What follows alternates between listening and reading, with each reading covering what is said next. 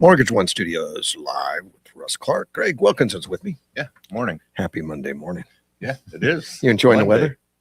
Yeah, so far. Oh, really? It's been a little warm. People are It starting has to been. complain. Well, it's okay right now.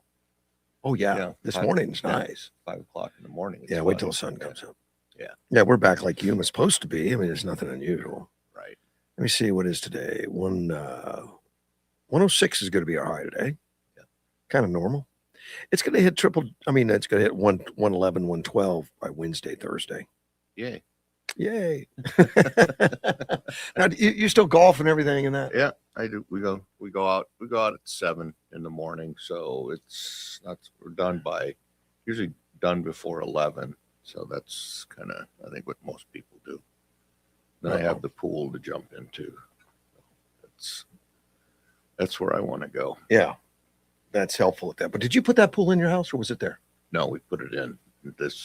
We just did a remodel. Okay. And I knew you've been doing a lot of work on it because you decided to stay in Yuma. Yep. You said, okay, we'll stay. Because you were looking at like foreign countries. You were like, Yeah, we were looking at home basing someplace and then traveling around and because you can still travel. You do. and we are. Yeah. But Nicole's still working full time. She is. Yep. Well, good. Yeah. You could use the income. A kept man. I like that. Exactly. There's nothing wrong with Exactly. that. I applaud. You go golfing. Yeah, I golf a couple days a week. Yeah. Good group there. Desert Hills. And just focused on making the house what you want it to be. That's good. Yep, exactly. It's a lot cheaper than buying a new one, Greg. It is. It's a lot cheaper. It's a pain in the butt though, and It causes divorce. You know what? I mean, Oh, I there's been a know. lot of divorces caused in remodels. Like, you have to start picking out colors, picking out where things go. well, that's what's funny. So my wife's the architect, but Yeah, she is. That's but- right. She is. I'm the one that had to pick the colors out. for Really? The house. Yeah. You got guts, man. Yeah. Okay, No, and good. it was. I'll tell you, it is a pain in the butt. Yeah. Now- Living in it while you're remodeling it is a real pain. Yeah, I guess that would add to a complexity. And we did have problems with our contractors and stuff. Everybody does. Yeah, not the pool contractor, but the other contractor we had. On timing or getting the wall in the right place. Timing and getting the work done, and Okay. finally we told him to get out. And and I ended up having to sue him and take him to court. Well, Now I got to figure out how to get my money out of him. That's unfortunate. Yeah. I've heard of it. Yep. Not uncommon. Yeah, but I got a judgment Yeah. out of the court and filed it. But Oh, you did get a judgment though. I did get a judgment, but now I got to figure out. Well, that's a good how to step. how to get the money though. Yeah, because he already got the money. Yeah. Yeah. Yeah. So Yeah. There's always money up front. Yeah. Well, good. Good luck to that. Good yeah, luck. I know. We'll see how it goes. Speaking of contractors, what do you think of Trump's contractor on the pool? Well, The reflecting pool. It sounded like he was successful, and then Yeah. whoever this guy is, that went in to cut a big piece out of it. Yeah. When it first turned green, of course, they came out and explained. I mean, it does that regularly. I Yeah. understand, but they put these micro bubblers in there to stop it Mhm. and to keep that down. They said that when they first fired it up, the water had been staying stagnant in the pipes for so long, it pushed some algae out with it. Right. And while they were cleaning that up, and then they find out that people were sabotaging it. Yeah. I had no idea. I'm Yeah. kind of shocked. And I know they've already arrested some people. Yeah. And sabotage is not only about the color, but they said doing something with the algae even. I don't know what they would do other than what were they throwing fertilizer in there or something? Or I don't know. I guess they could throw live algae in there. Or, I have no do idea. it. I But don't know. when you look at what the park guys have pulled out, I mean, some it's like plants. Yeah. And like, how could that grow in like a couple days? I can't get the lawn to grow. I don't know how they did that so fast. So Well, yeah, and that one guy went in and cut about a 20-foot section out of the liner. yeah, they arrested a guy, David Hearn. He's an Olympic guy, canoeist. He's 67. He was in there pulling on it or something. Yeah. On the cut where they cut the. Now they're gonna have to drain it. And by the way, they're gonna drain the whole thing. Oh, they are. They're gonna Yeah, drain to it redrain again? the whole thing and paint it again. I guess they can't even fix the part that's cut without. Yeah. And it's a rubberized material, and I guess it started pulling up after they cut it up and stuff. Well, hopefully that guy will get a $14 million fine. I think the fine should be commensurate with the damage. Yeah. Sure. Exactly. Sure. Well, this David Hearn claims he didn't do anything wrong. He said, I only reached in the pool because I wanted to examine the peeling new coating. Well, it's peeling because I cut it. Yeah. And only briefly touched a chunk that was still attached to the side of the pool. So he says, I'm a curious citizen. I reached down to see what it felt like. It was very rubbery. I mean, it's a misdemeanor he got charged with. Yeah, but I still think the fine should be commensurate with the damage that he Yeah. did. I don't know how much damage that David Hearn did. Yeah. But I guess they're setting up, letting them know too. I guess they got the National Guard watching it. Well, It was enough. yeah, well, and they redid. I mean, they took all the graffiti off the monuments and fixed Yeah. all the fountains and all of that stuff. Fountain It's Town's just- beautiful. I've been watching some videos. Yeah.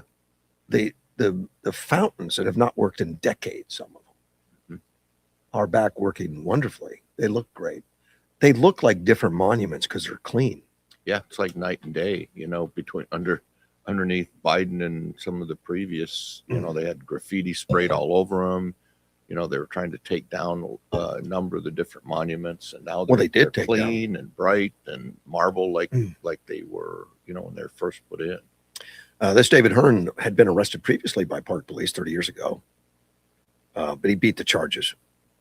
He went canoeing in the lake or the river when it was, I guess, some flooding was going on, and it was rapids.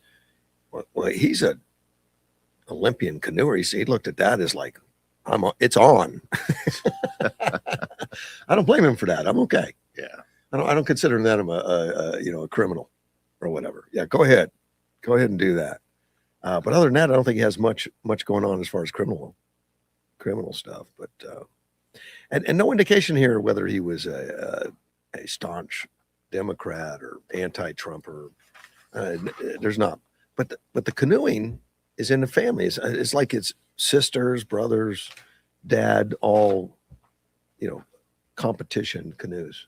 Yeah. Well, they'll find out what party he belongs to, I'm sure. Yeah. Let me see, the Potomac Rivers where he was illegally in his canoe. It got thrown out because the U.S. Park Police saw him in the river after they said you can't be in the river, and they called to him to come over and talk to us, which he did. Mm-hmm. And as soon as he tied up and put foot on ground, then he was in their jurisdiction. They arrested him, and the judge says, "Well, the river is under the jurisdiction of Maryland. You have no right blocking it, and you called him to the shore, so he was only there because you invited him." Entrapment. Yeah, pretty much. They just let him go. Good for them for letting him go. So I don't think he's a wanton criminal from what this little bit we know about him. Now he may have wanted to vandalize. Who knows? But they're being pretty touchy right now. You reach your hand in there, they're going to stop you. I saw somebody that reached their hand in there, and the National Guard real quickly said, "What are you doing? Take your hand out." They didn't arrest him, but they're not. They're a little jumpy right now. Well, if there's a certain warranty on the project, the contractor would be liable for a lot of that until it's. Yeah, but not if you take a completed 250-foot cache. I mean, that's commitment. Yeah, so it was 250 feet. That's what it says. 250-foot long gash. Holy smokes! So that wasn't just a quick deal. You had to really get engaged. Yeah, that was a premeditated gash. And you're not going to look at it and say it's Trump's fault. and that's what this is all about. I think there are some people that will do that. They will say it's Trump's fault. Well, it's been on the news a lot about, Trump spent all this money and look, it's got algae, it's got all that. Of course, Obama spent $30 million on it and had algae immediately, never fixed the problem. Right. Trump's situation, they didn't really wait. They're just jumping all over it. And then they're saying the paint was floating up, and I'm like, oh my goodness. Well, it's because of the 250 long they cut it, Yeah. and now they have to drain it because I guess if it's 250 feet, there's no way to just put a little patch on it while it's still got water in it. Yeah. Well, it's some sort of membrane, I'm sure. And it's I think got to so. be Yeah. kept watertight. So they've got to redo it, man. I don't know what that costs to drain that. That's a huge pool. It's unbelievably big. It took days to fill it, and it's only a foot or so deep average. It's not very tall, very deep. The center's like 2 feet, and the ends are like a foot. It's a reflecting pool. It's not a swimming pool. Yeah. Turn it into one of those surf things that makes the waves, so that then you'd fix the algae. Yeah, and it'd be more fun, but it wouldn't reflect. Yeah, there you go. And apparently the micro bubblers don't affect it. It still reflects even with the micro bubblers. Okay. I would think that that would create something else that wouldn't do it. But you're right about the parks and everything else. He's getting this whole thing ready for the whole 250th anniversary, Right. of Independence Day. Wonder if they're going to make it. You mean for the pool? Yeah. Well, they're going to have to drain it really quick, do it really, and get it back in. I mean, that's not many days away. It's days to 22nd, so you got 2 weeks. Yeah, that's right. It took 3 days to fill it. Yeah. So it may take 3 days to empty it. I don't know how. I mean, they better get patching fast. I really like that crew though. Those guys all got to the White House. Got into the Oval Office. Yeah, they were all there and chatting with the president and congratulating him. And now they got interviewed by a lot of people about the bidding process and everything. And he says, "Look, I'm not friends with Trump. I never met him. I don't know him. I have a reputation. This is what I do." And he said the bidding contract was very normal for bidding, and we didn't. We made a standard rate of whatever the government contracts are. There was no games being played or anything. His books are open. Yeah. Well, everybody's trying to find something's wrong. Yeah. I mean, he's just a regular old pool guy. He's not in the politics. Well, I liked him. If we get Democrats in office, they'll probably impeach him over the algae in the reflecting pool. They've got many impeachable offenses, according to them, already. Everything they disagree with is impeachable, pretty much. Yes. It's political. Exactly. I think high crimes and misdemeanors is whatever the House says it is. Yeah, and it's not well defined. I mean, No. that goes without saying. But what they've done, what the Democrats have done to this country and continue to do. I mean, when other presidents like Obama got elected, that people did not like, the Republican, that half the country didn't like, whatever. He was still accepted as a president, and he didn't go down this line of constant impeachments and He did not.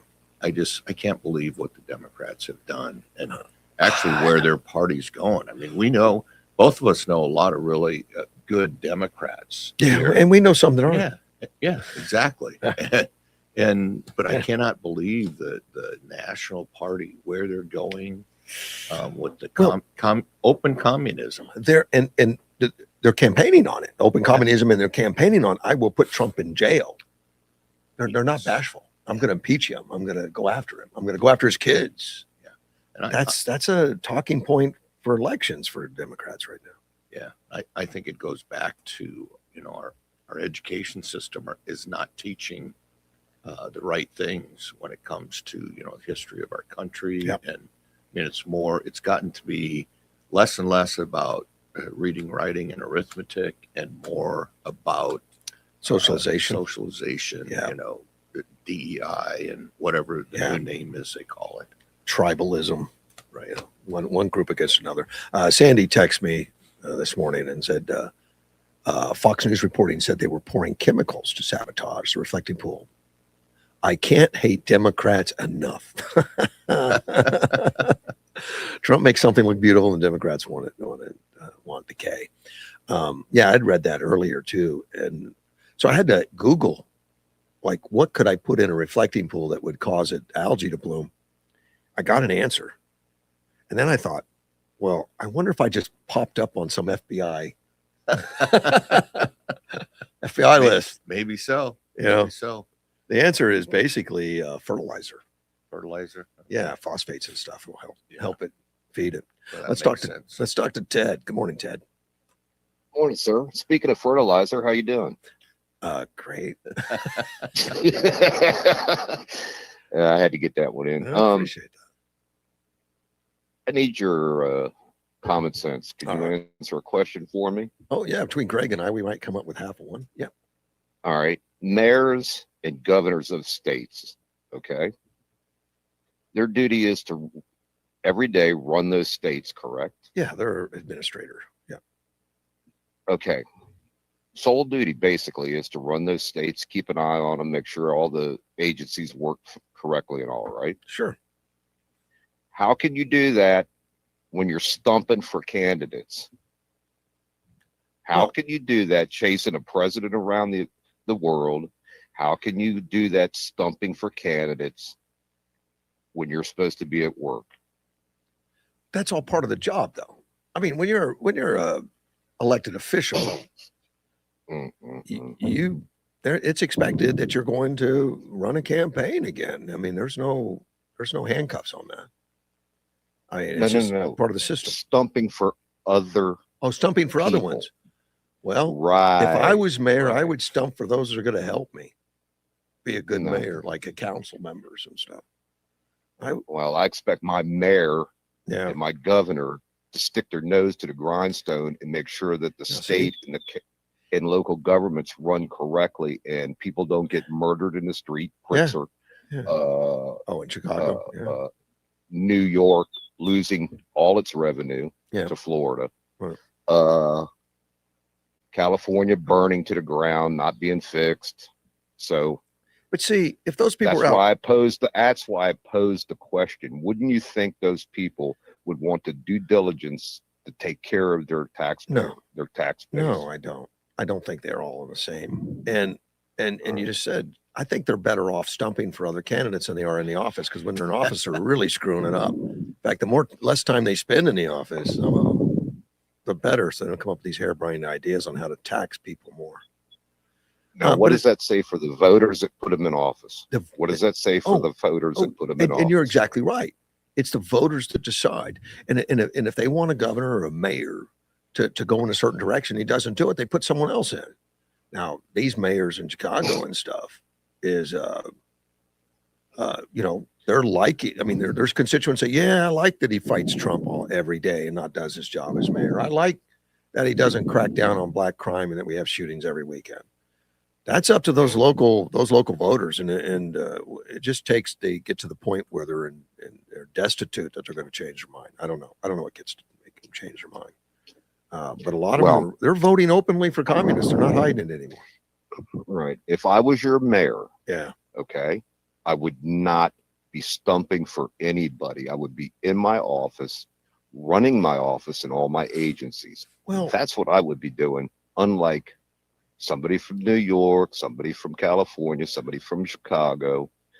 But and that's money up to talks. that's up to every mayor, and that's up to everybody no, doing the will of the people who put them in office. Well, there's a difference between like a Karen Bass that was in Africa during one of the problem areas and just Well. being out of the office for, a day or something like that to campaign for somebody. There's a huge difference. And that showed up in her condemnation, nationwide.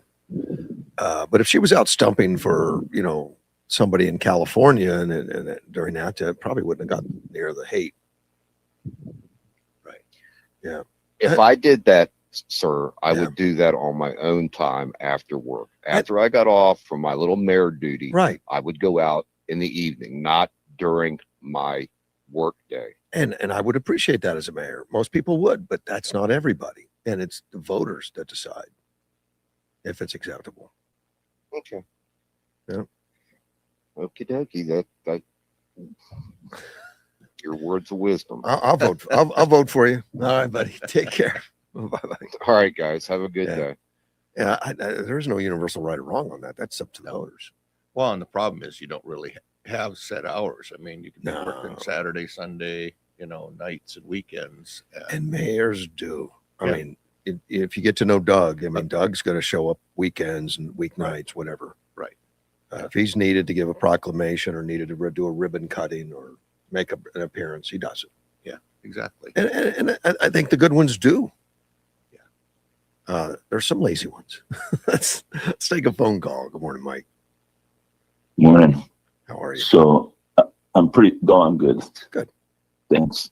Just getting going. A little late this morning. I must have been hitting it hard over the weekend. I was gonna say, yeah, you had a tough weekend down in Algodones or something. No, and went to San Diego and picked up a car from the auction and Oh, that'll do. drove it back. Yeah. Anyways, question for that was Ted, your last caller, right? That's correct. How does he feel about Trump stumping during office hours? I wish I'd have asked that question, but they all do it to some. They're He's still part of welcome. the party. They're still part of the system, and Exactly. and it means something when they do And it. if President Trump wasn't out there stumping, many of his candidates would not get elected. You just made a lot of people mad by saying that. Well, the then Trump I've derangement started- syndromes you refuse to acknowledge that, but you're right. Yeah, and Trump's one of those Mm-hmm. candidates you don't know what his office hours are. He's like 24/7. Well, the And people. unlike you, I am not a TAS sufferer. Trump arrangement syndrome. Okay. I like him. Yeah. I would vote for him again if he came up. I would support a constitutional amendment to allow him to come back up. Right. But he's just a person, a human being. Yeah. He does things that irritate the hell out of me. But for the most part, he's my man. I agree. But to the left, anybody that even voted for him is got something wrong with them. They're like just in love with the person and they don't care about the country. Yeah. That is, Yeah, I've heard many on the left proclaim that, which far from the truth. But it's definitely a mental illness. well, they believe their socialism is the way, and they believe that Trump is in the way of socialism, Yeah. and he's too capitalistic. Yeah, and they actually think that socialism is for the common man, is going to help the little guy. Oh yeah, go to a socialist country. Tell me which one you like. Go ahead. Cuba. Tell me which. Yeah, I don't know. tell me which Yeah.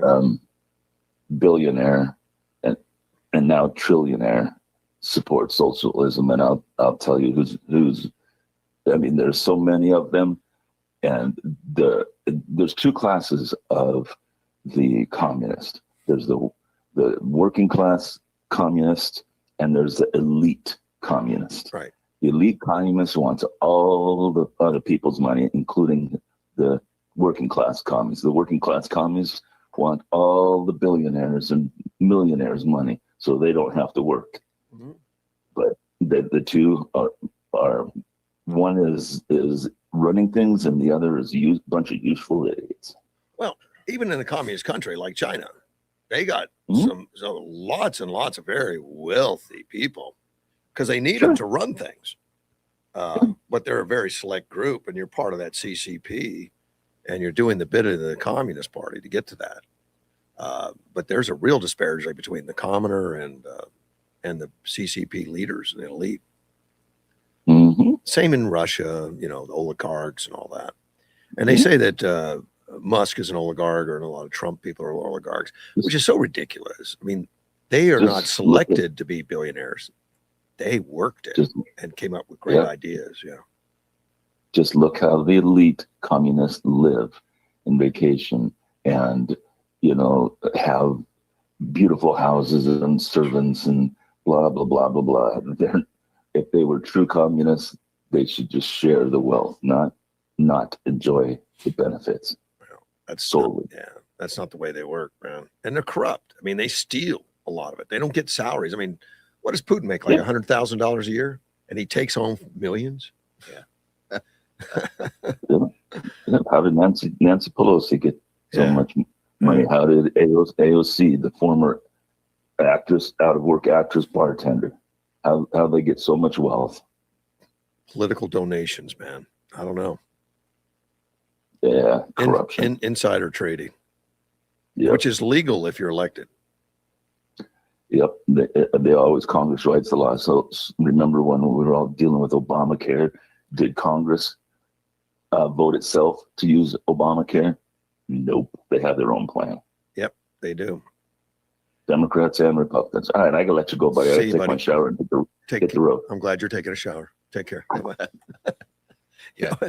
And that is something you just mentioned briefly about our legislature. It's just kind of, I don't like it that they live by one set of rules when the whole country was founded on that. Nobody gets a special set of rules. Everybody lives under the same set of rules. Yeah. Well, they should be underneath the Social Security retirement Yeah, system. all of it. If it's good Yeah. enough to give to the American people, then you need to live by it. Exactly.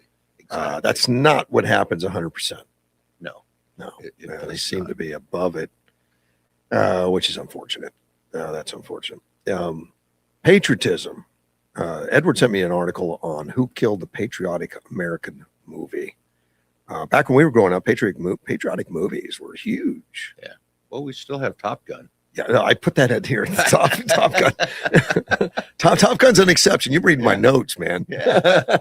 Top Gun 3 is coming out. That's so, what they just recently announced it. I don't think it's been written yet. In fact, when I read the article they're going to do it, they were asking for advice on, you got any ideas Mhm. on what's next? Type stuff. It's going to probably include Iran or something. I don't know. Well, it could be some space stuff because I thought he was going to do something with one of the space missions or something like that. That would be my bet. I'm curious what his role's really going to be though, because he's older. Yeah. And Well, in movies they can do amazing things. even they though- can, yeah. but quite often they'll take somebody like that who got older and they'll put him in a role as a senior guy, Right. older guy. I wonder if they're going to keep him as young. Well, and Tom Cruise has usually tried to do his own stuff. I know Yeah. not all the I guess the fighting and stuff. Yeah, like he's that. noted for that, like Mission Impossible and everything. He, Yeah. Flies his airplanes. And, yeah, he does his own stunts, a lot of them. Yeah. We'll see. He's in his 60s. Yes, that's right. But he's doing well. He is. He's doing well. He still looks good. He's probably can still play the role. Little makeup, no close-ups, little Mhm. little Vaseline on the lens, and we're going. A la Doris Day. Yeah, Now we got that AI now that can touch it up if they Yeah. need to. that's true. Although he looks good anyway. I mean, I think he looks good. I think he's fine. Yeah. He doesn't look like he's 22, but he looks good. He's kept good himself. This article talks about the patriotic movie, and they list some here like Saving Private Ryan, Band of Brothers, Lincoln, John Adams, Rocky, even Red Dawn, Miracle, Apollo 13. That stuff that really. And I remember growing up, it was Patton. Yeah. It was a lot of war movies and Red, White, and Blue, Captain America. Now they've changed it. They've changed it. Well, and that's why movies aren't making money anymore. You're right about that. In Yeah. fact, I put the Top Gun down there because Yeah. when Top Gun came out, it broke tons of records. Right. It went nuts, and it didn't follow their re-engineered agenda to make it about gays and different social situations that become more important in our patriotism. Token LGBTQ scene, Yeah, that and, kind of yeah, stuff. Yeah. I think those are kind of fading out though. Is there for a I don't few think so. years? I think they're still doing them. I think they just keep putting out those movies that disappoint, not understanding why. I like even the new Supergirl or something. They grabbed another loser as an actress, some kind of social engineering advocate, and they didn't learn lessons from Snow White. Well, I don't know what the purpose of why, you'd be going along the story and it's okay. And all of a sudden they'll throw in some sort of gay scene that means that nothing doesn't for fit. the plot of the movie. It's just Yeah. like thrown in there. It's like, well, that's so out of place, but they just can't help themselves, I guess. I guess it's in their contracts. We got to have so many gay scenes or something. I don't know, but even the superhero movies of today, they've abandoned a phrase like the American way from Captain America. Now it's just social justice, Yeah. which is irritating. I guess it's disappointing, and and according to this article, it's they favoring a more globalized and sanitized plot line. Well, American movies were popular everywhere, even when they were American Justice, or Captain America, patriotic, pro-America. But here's some of the stats they put out as to rationale. 41% of Gen Zers express pride in being American. In the baby boomers' time, it was 70%. So we've killed the pride. Well, maybe movies contributed to that. Probably, quite possibly. And now they're saying, well, we have to now because look at the stats.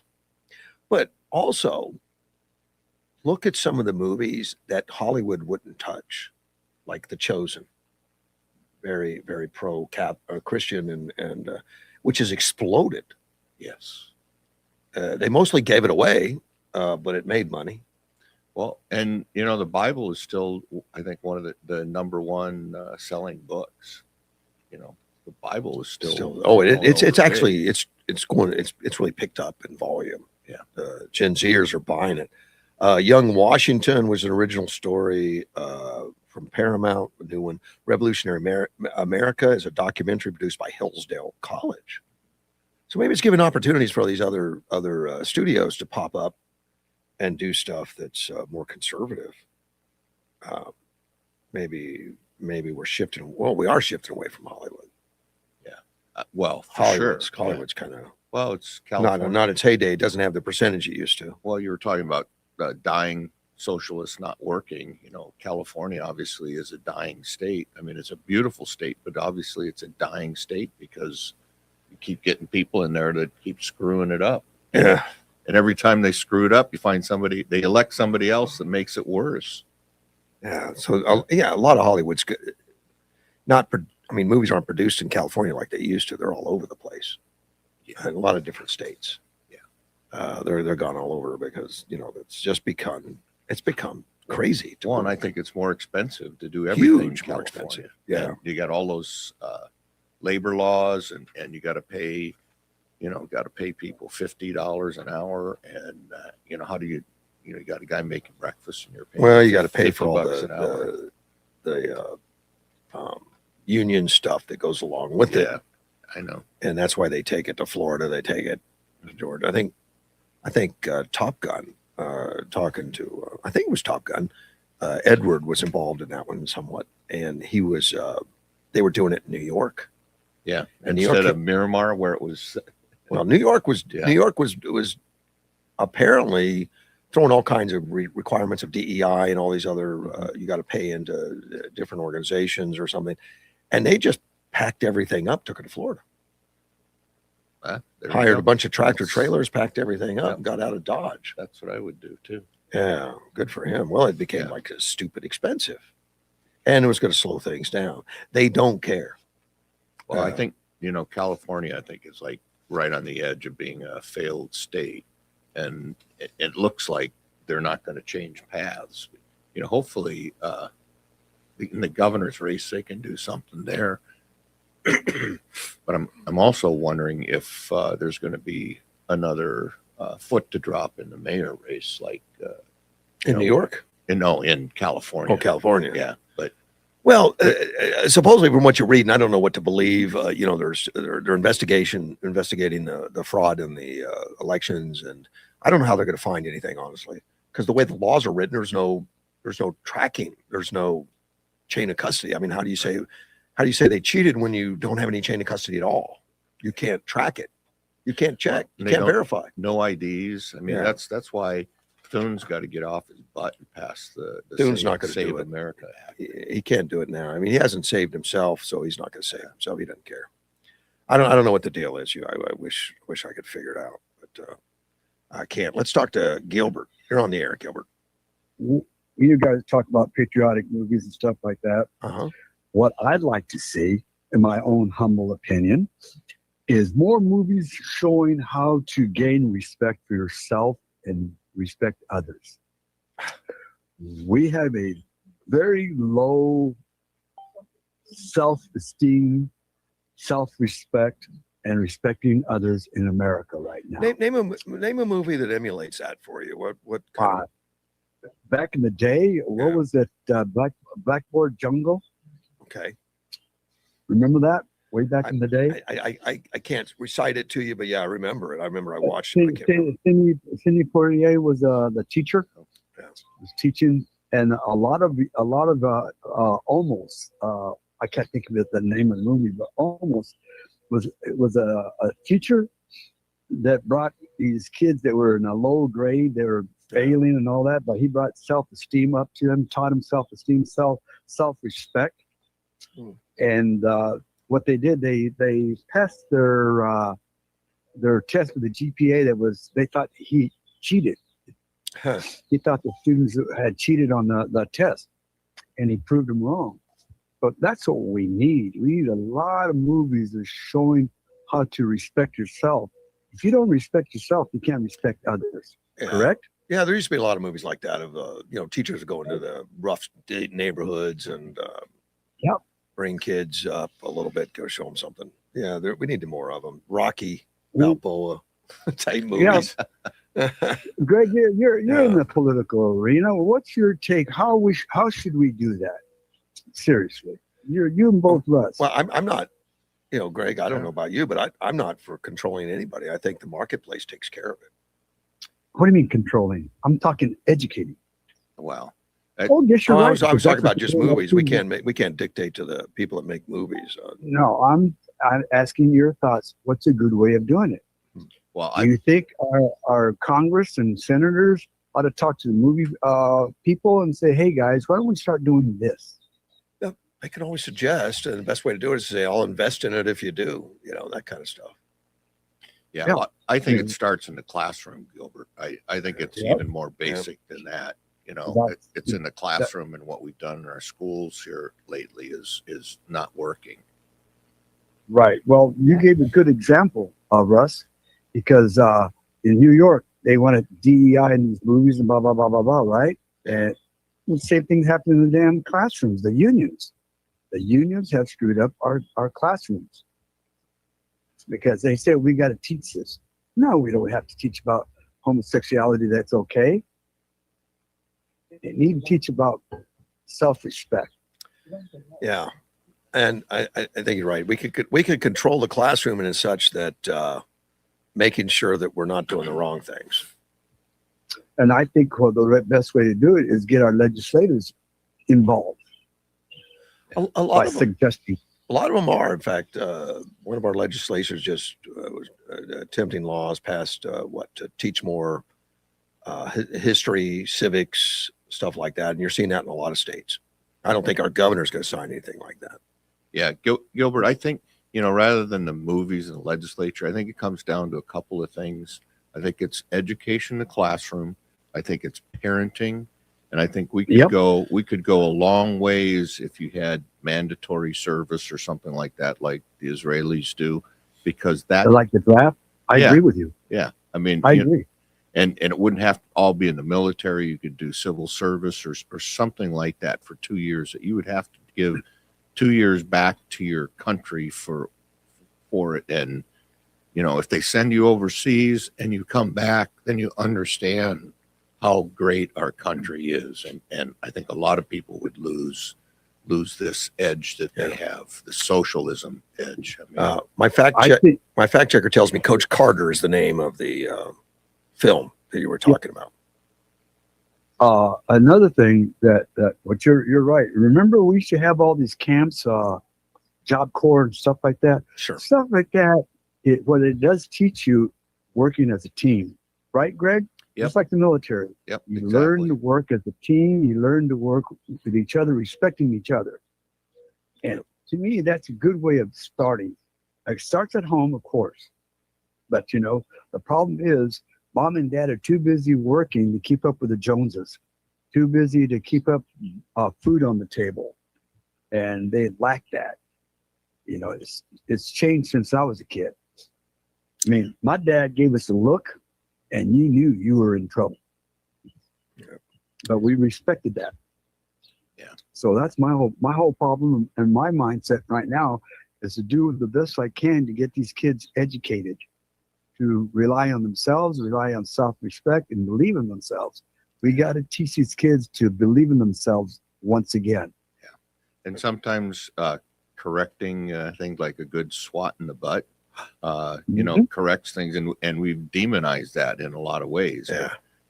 That can go a long ways towards keeping a child on the right path. And I'm not I know saying I- you beat your children or No. anything like that, but once in a while, if they get way out of hand, a good swat in the butt is straighten them out. Well, I had my name on the Board of Education with Mr. Martinez. There you go. That's for sure. And Mr. Caldwell and Mr. Greenwell. Yeah, my name was on that Board of Education more than once. But you know what? I didn't act up. Yeah. I remember I forgot my pencil I used the wrong tool. And that constituted a SWAT. And that's just the rule. 'Cause you signed a piece of paper. If you broke those rules, that's the way it was. I never used the wrong tool again. That'll help. It's something like that. But we need that. We need to teach our kids self-respect.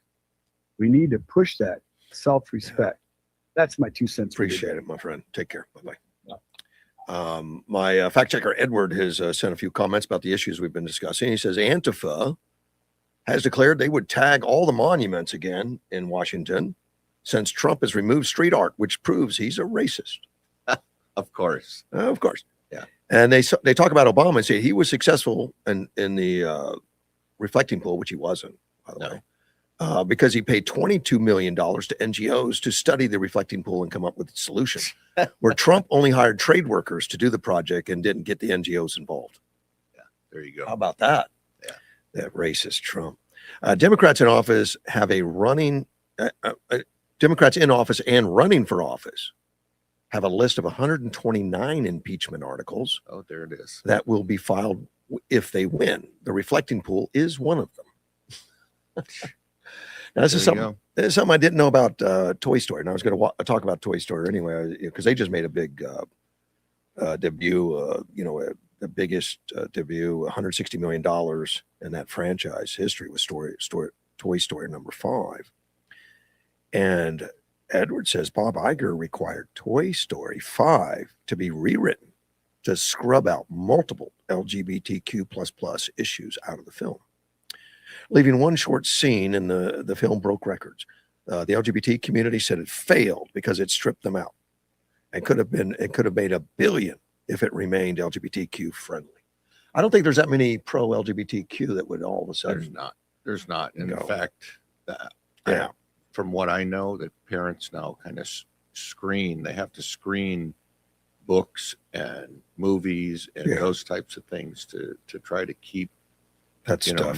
nonsense out of it. So Well, and look at the spinoffs that they had of Toy Story, like the Buzz Lightyear one that was a gay spinoff of Toy Story, bombed. well, they all do. I mean, you name, the gay. What happened to the billions? gay Snow White and all those things? Yeah. You just don't. You don't need to. If there's, if the story is something about it, fine. But you just don't have to insert those things into every movie. Yeah. Now, I'll be watching a movie, movie that's pretty good, and all of a sudden something totally unrelated to the plot, and just all of a sudden they have a gay scene, and it's like, okay, what was the purpose of that? Yeah, It made no sense. just And you're telling yourself in your mind, the only reason they did it is because they were directed that they had to have a scene. yeah, we had to like do a that. checkoff list on Right. that. And we started off talking about Hollywood and said, we shouldn't have Congress get involved. That was mine. Don't get Congress involved. It never Right. works. Yeah. But Edward heard the conversation. He says, God, no, do not have Congress.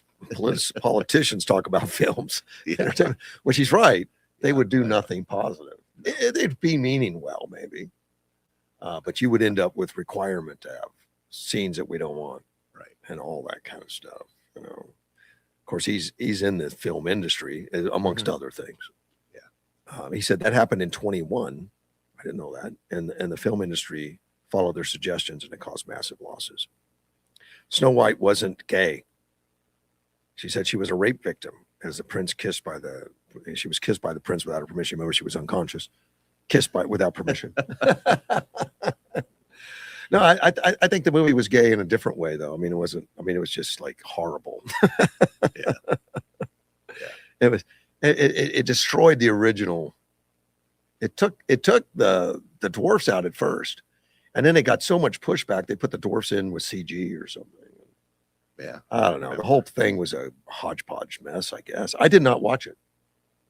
I didn't see it. I say it's a mess. I didn't really watch it. No. I didn't see it. But on the positive side, Toy Story really did break records. And it's been 31 years since the original. Wow. I didn't know that long? I didn't know you and I were that old.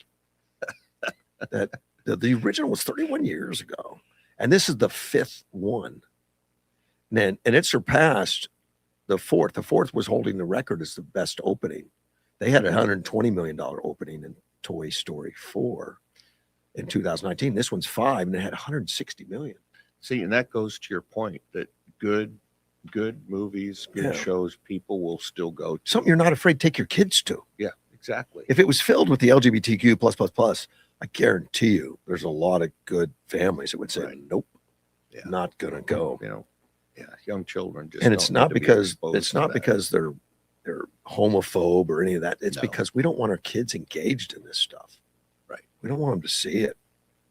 Apparently, Toy Story 3 was going to be the last of the series. They decided to revive it a decade later. I guess they were looking for stuff that worked. Money talks. Right. I know Yeah. there's something that Got to worked. make you know. money. Yeah. It had not run its course, and of course it's exploded with 4 and 5. They kept it right. It cost them $250 million to make. Which why? It had returning Tom Hanks, Tim Allen, Joan Kozak. But I guess they have to pay them more. I don't know. I don't I mean, know. what makes it more money all of a sudden? Because to get these guys to come back when they're the voice, maybe I don't. It doesn't give any details as to why, but $250 million to make, and you would think the technology with the AI and everything producing some of these cartoons would make it cheaper, but apparently, Yeah, but I don't think. I think there may be some copyright laws or something on people's voices. You know, and yeah, you know, if Woody or Buzz came out, if that's where the money is, but I'm assuming. if somebody else's voice was put to that, you know, the children would go, "That's not Woody. Exactly. That's not Buzz." And I don't think you can, imitate them legally. Like you say, there's copyrights on voices. I think Right. now more so or whatever. Yeah. I think you'd have problems because you could probably get AI to reproduce their voices, and you'd probably go to court.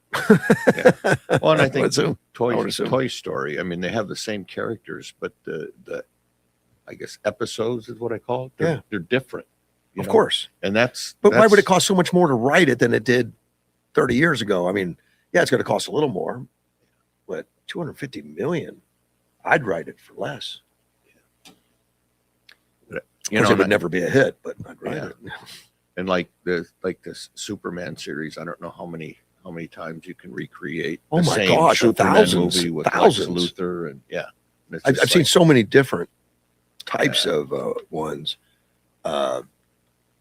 They're really different, but some of them follow the comic book line very well. The comic books went into a lot of strange ways. Yeah. You know, they went into different dimensions and different Mhm. darkness and all that.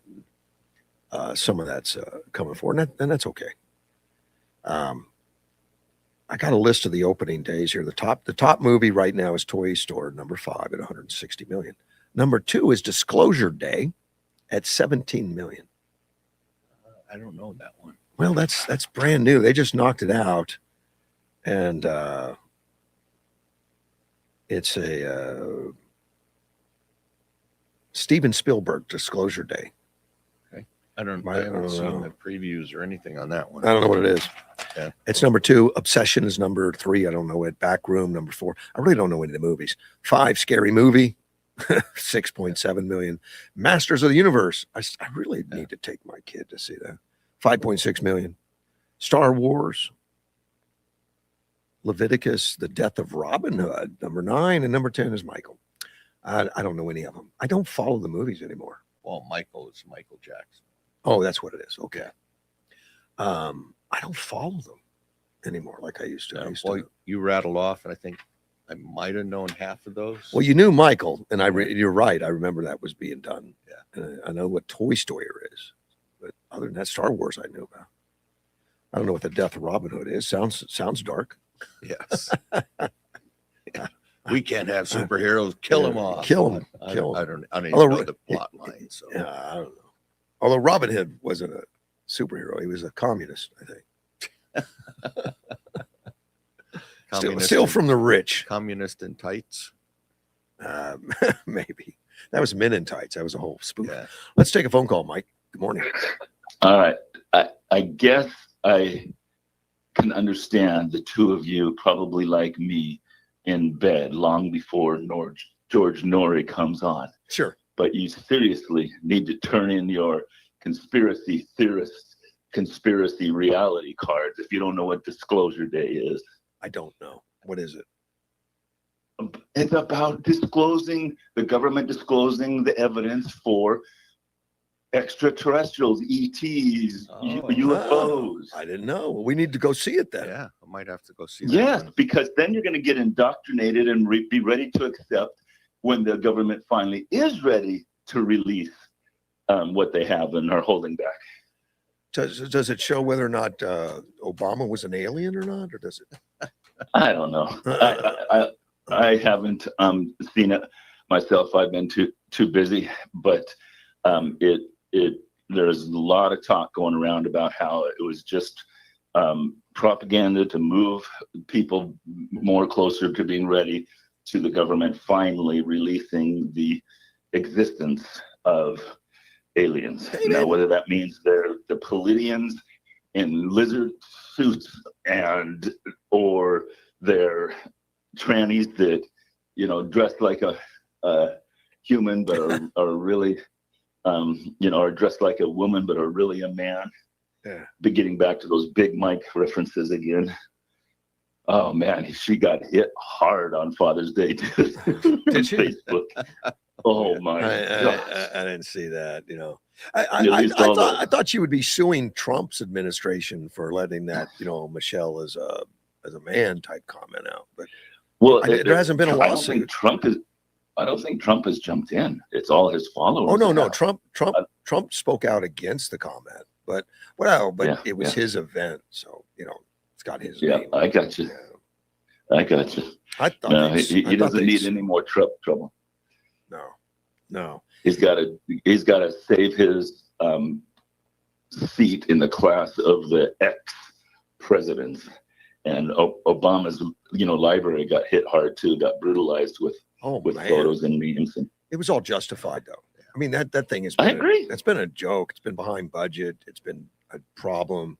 He hired DEI workers that couldn't get the job done, and the concrete cracked. Yeah. And he didn't pay people. Yeah, some of them aren't paid. That's the biggest thing. Yeah. Yeah. All right. Well, since I switched over to a different phone, the first one I called you on is charging. I'm now going to shoot you a text for the Happy Father's Day. No, And thank I you. hope you all had a good one. You as too. I did. All right, be You good. too. Bye. All right, bye. That's right. It was Father's Day. Yeah. I slept all weekend. I don't know why. I just went down on Friday. I just went home for lunch, went to sleep. I slept for like 6-7 hours straight. Oh. I missed a meeting. Saturday I slept through, and Sunday a little better. Yeah. Nicole and I went up to Glendale, see my son and my grandkids, and we went to see a Phoenix Rising game, which is a semi-pro soccer on Saturday and I Sunday. didn't know you were a went- fan. Well, yeah, like my kids are Okay, soccer nuts. taking out and the then kids. Yeah. Sunday we went to the Diamondbacks game, got this shirt. Well, I noticed Yeah. you were dressed kind of bright. Yeah. I wasn't gonna Got say this that. shirt of the Diamondback. Well, Diamondbacks are purple. Yeah. And yeah, watched them play the Minnesota Twins. So I got to see my old team and new team on the baseball side. Yeah. Yeah. So it was good. Both lost though. I'll just have to say that. But it was a good Father's Day. Got to see my son and grandson and Yeah. one of my grandsons. It was good. Let me see. Edward sent me a picture from, looks like Washington or something. That says, "Can you identify the Democrats?" He answers, "Yeah." Looks like his family. It's just Edward. Yeah. The latest Superman, he states that he doesn't follow the American way, but the world. Yeah, I know. It's been kind of terrible. It is. That one Yeah. doesn't go over well. And now Edward put something down here that I've heard from a lot of different people Mhm. about Obama. I made the comment. She hasn't sued. He wrote, if Obama sued Michelle, I mean, she would have to release her medical records and discover And need a birth certificate too, right? maybe, Yeah. maybe Yeah. that has been suggested on a lot of social media. Yeah. Yeah, that fighter's safe because she's not going to disclose her records. Ouch, man, that's Yeah. terrible. And he sent me a disclosure day explanation from Steven Spielberg, which we already got. Yeah. He's very helpful. He's probably out running with those glasses that are computers. Yeah. You know, where he just tells the computer, send this to us. Or Meta something. glasses. Yeah. Man, I'm considering getting those for my mom. really? Yeah. Does she need some help with that or something? Yeah, or- well, she's she's got macular degeneration. She's Okay. 98. All right. And so she needs some help, and her eyes can't be corrected anymore. And she gets the shots, and she also has hard of hearing, which I understand those glasses also help you And- with that. They have bone transducers in the bows or something like that. Yeah, I think so. Yeah. I don't know how they help with if they can help that much with hard of hearing, but maybe. Yeah. I wear a headset during the day, which has that on it. It's a bone thing. Yeah. It's not covering my ears, which I can hear. Right. You know, horns honking and stuff, which would be better than putting a Get out of the way. Yeah, I can get out of the way faster. But also I can hear better with them, and I hear from both ears. Yeah. So usually as soon as I leave here, I put them on. They're going to be on all day. I don't take them off. So when I answer the Yeah. phone, I answer with those on. The a neat article here about more than 160 troops contract the flu at a Texas base, and of course, Hegseth had lifted the vaccine requirements. You don't have to take the flu vaccine now. When you were in the Marines, did you have to take a flu vaccine? Was it required? I'm not sure we had to take the flu vaccine. There were other ones that we did have to Yeah. take, but the flu vaccine was not a mandatory. This one is obviously meant to kind of poke at Pete a little Yeah. bit because he dropped that. The Air Force told the Hill that the 37th Training Wing, which is Lackland and San Antonio, Mhm. in close coordination with the 59th Medical Wing, is the Air Force's largest medical wing and is managing a localized influenza outbreak amongst trainees at basic military training. And they're blaming it, of course, that it's optional now to take the flu vaccine. Mhm. Something they didn't put in here, and Edward put it down for me, that even though they had 160 people get the flu, it's below national averages. Yeah. And it wouldn't have included the current flu anyway. The vaccine wouldn't have included Right. the It's always current strain. It's always the So last strain. the flu vaccine would have made zero difference. Right. Most likely zero or close to zero. And they don't put that anywhere in the article. Yeah. You know, they mention how the defense secretary has a new policy that if an American warrior entrusts to defend this nation believe that a flu vaccine is in your best interest, then you're free to take it. You should, but we will not force you because your body, your faith are not negotiable. Yeah. That's from Pete Hegseth. Well, and that is the deal with the flu vaccine. They vaccinate you against the last strain that was out. Right. Hopefully that it will mitigate some of the issues with the new strain. And that's one of the reasons why you don't get the flu vaccine anymore. Of course, we got some elected officials that are just going crazy. Yeah. On this thing, they probably want to impeach Hegseth. Yeah. Who knows? Representative, and even there was a Republican that was against it, Roger Whittaker, Republican out of Mississippi. He called it a mistake to do that. He says, I don't equate them with COVID shots, which were largely experimental and had not stood the test of time. And I think that's where it goes back to. We learned some lessons from COVID, and I think Pete Hegseth's doing the right thing. Yeah, to give people anonymity for those that we can. You know, say, look, it's your choice. Yeah. And as a result, 160 people got it, but that was below national averages and it wouldn't have helped. Yeah. Anyway. Well, the other thing too, in a training environment, I mean, you are, I can't say the Tight quarters. Tight quarters. I was going to say the Marine Corps term, but that wouldn't go over. Good. well. I'm glad you stayed away from that. I don't want the Marines mad at us. Yes. Yeah. But anyway, it's so if something goes through and those guys usually are in better shape, better condition Oh, yeah. than the normal, Sure. Their Their antibodies are going to be stronger. Their resistance is going to be Right, tough. but still when you're that tight in tight quarters, day after day after Mhm. day. If one person gets it, there's a good chance that most of the Yeah, other people are going and to. they're going to probably recover much more quickly. You know, it's not like an old guy getting flu. Right.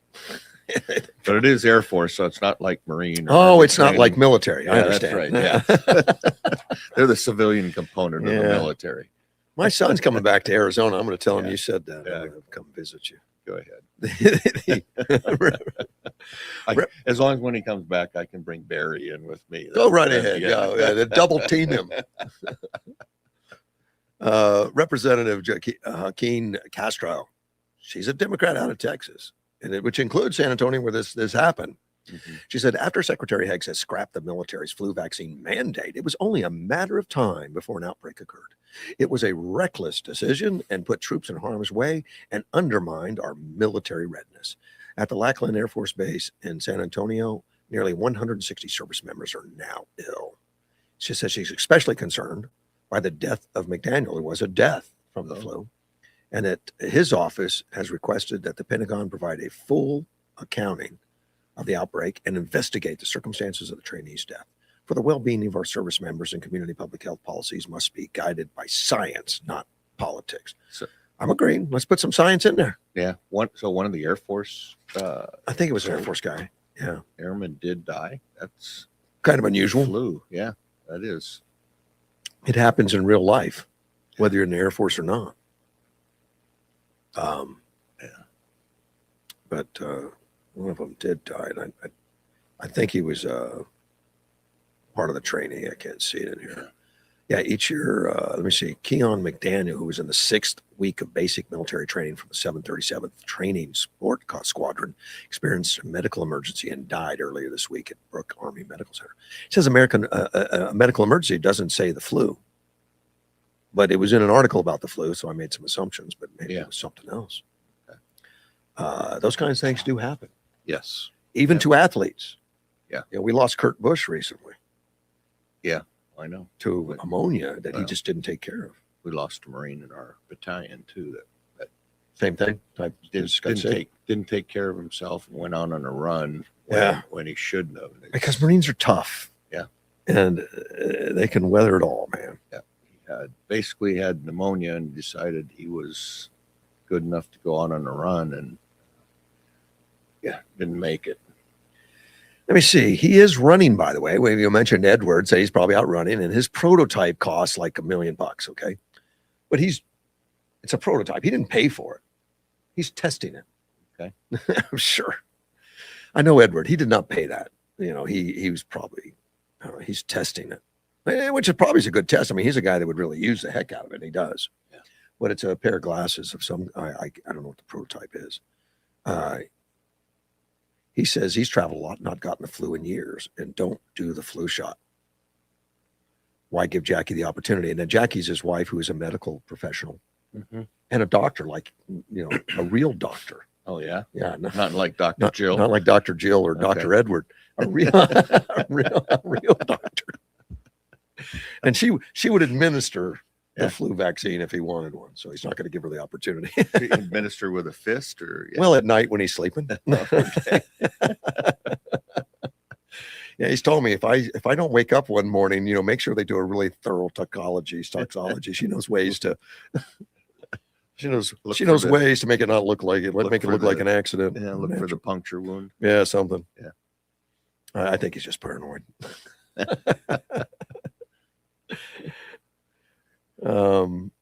He said 12,000 to 50,000 Americans die from the flu each year. Vaccinated and are not included. Yeah, I agree. I've read reports in the past like it was up to 60,000 that have died from the flu in a single year. You know, depending on the year. Yeah, you know, some years are worse than others, and we just look at that and say, well, that's just life. That's just life, you know. But some things, I mean, I don't. And whatever the populace is sensitive to at the time, you know, we make it a big deal or we just ignore it. Like the Chicago shootings, which we ignore, don't we? Yeah. Because I don't live in Chicago. Yeah, I'm glad I don't either. This article says 7 died in Chicago this weekend, but I heard a report this morning it was 8. You know, it's worked its way up. And I know you're shrugging like we don't live there.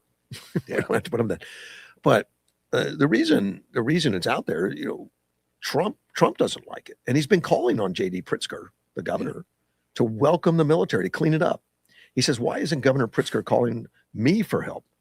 I could make Chicago a safe city in 1 month, in 1 year. It could be the safest." D.C. went from one of the worst to one of the safest cities in the United States. He's right.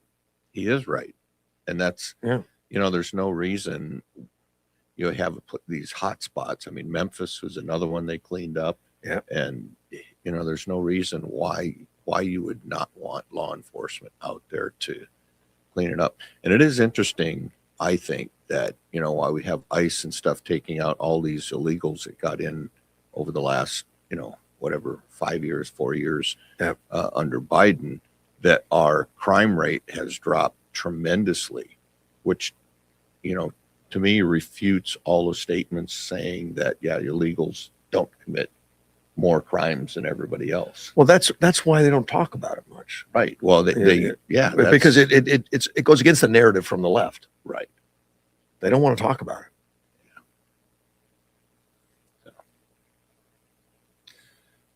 But yeah, so I that's the actual practicality of what's going on. Cleaning up all these illegals has dropped our crime rates tremendously.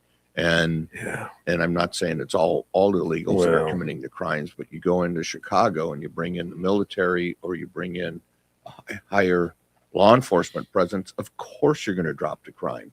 And you might be able to save some of these kids that are getting killed. And I don't know the stats, but I'm venturing to guess that in Chicago that a good chunk of them are black.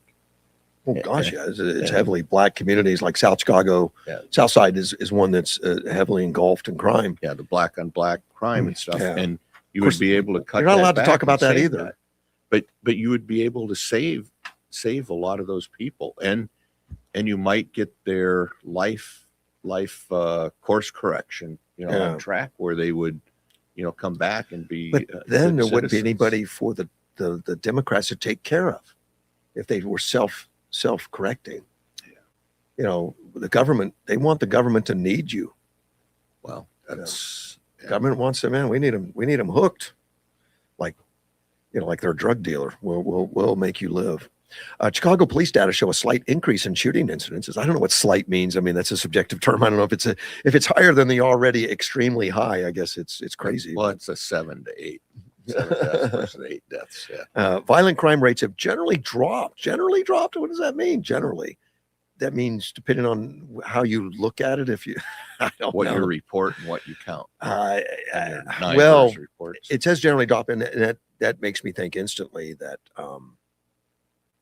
somebody's playing with the numbers, and they've caught a lot of cities already that start reclassifying crimes in order to take it off that reportable. Yep, happens right here. I Does- can tell you that happens. It right did? here. Or does. Not with Yuma, but right within the county. Oh, That happens where they don't write down all their crimes and stuff, In so order keep the crime to make their numbers look better. The crime- politically. yeah, like the crime rate's lower than it That is. sucks. Yeah. I know it's been done. I know there's been police chief fired for it. Probably been some promoted for it. Probably. Oh, yeah, got a bonus amongst other things. But they did have 8 people killed. This article also mentions Obama a little bit because that's right there in Southside. You know that the visitor center now, the old library for Obama, which they just had the star-studded opening. Yeah. Where Trump was not invited. Do you know why he wasn't invited? My guess is Michelle didn't want him there. I think that's all true. Yeah. But the foundation CEO, Valerie Jarrett, said the opening was to host supporters of Obama and celebrate the work it took to bring the center into fruition. So Trump was not considered a supporter of Obama, maybe. No, that's probably true. He's the first president ever not to be invited to one. Yeah. To an opening of a presidential. I mean, we should put politics aside for just like a moment, maybe. But maybe it's up to Well, them. I think for the most part, Republicans can put it aside for a short period of time, but the Democrats have moved so far left, or at least part of their party has moved Yeah. so far left that they can't put anything aside anymore. And what they can't put aside, they make up. Do you think Trump would have gone had he been invited? I think he would have. I think so, but who knows? I mean, that's JD Vance Sorry. went on The View. So. yeah. It's strange. He is getting praise from the left. Well, he got a compliment. Wow. Joy Behar said, she goes, I think you're fine. And then on the air, she clarified, she goes, I think you're fine for a Republican. Right, which is That's- okay. That's like saying you're fine for a black man. Yeah. It's kind of an insult all of a sudden. Yeah. I know. It's kind of like terrible. You can't say those things. Yeah. It's terrible. But no, I thought it was, I thought it was hilarious when he said he was going to go on The View. Then he goes, yeah, pray for me. I thought it was wonderful that he went. Yeah. I knew he could handle it. There's no big deal. And he did handle it. But They interrupted him. many times, and Yeah. but he handled it better than I would have guessed. Mhm. I think he showed some real skills. He did. It really kind of impressed me how well he did handle it all. He didn't tolerate it. He directed it and redirected it. Well, and he even got Whoopi to ask one. I don't know those ladies, but you got Whoopi to get one of the ladies to stop. She kind of Well, yeah, because chastised her. but Vance was making him look stupid. Yes. So and they were really vile. Like Anna Navarro was vile. You know, Yes. she was, Was. and just saying stuff that's just not true. I know. Oh. Well, that The View has obviously gone straight downhill since Barbara Walters left there. Yeah. That's been a long time. Yeah. I don't know how long they're going to last. I mean, isn't Joy Behar in her 80s or something? And she's part of the driving force. And I'll have to ask Greg. Whoopi's Greg not, Gutfeld keeps a track of all that. Whoopi's stuff. not looking young, by the way. No, she's not. There's this article came from like CNN or something. One of them came from like the shooting. I mean, everybody covers it, but I happened to grab it from CNN, and it has a little couple paragraphs at the end of it. It says, "At this dangerous time," which I was curious about, and of course, this at this dangerous time is in reference to the loss of freedom of the press, which is in their viewpoint what they're seeing happening. You know, at CNN because of buyouts and changing in formats, and you've had people lost. But let me read it to you. It says, "We hope you appreciated this article. Before you close the tab, we want to ask you if you could support The Guardian at this dangerous time for journalism in the United States. According to a leading global watchdog, American democracy is now more imperiled than at any point since the 1960s, marked by the precipitous decline in press freedom.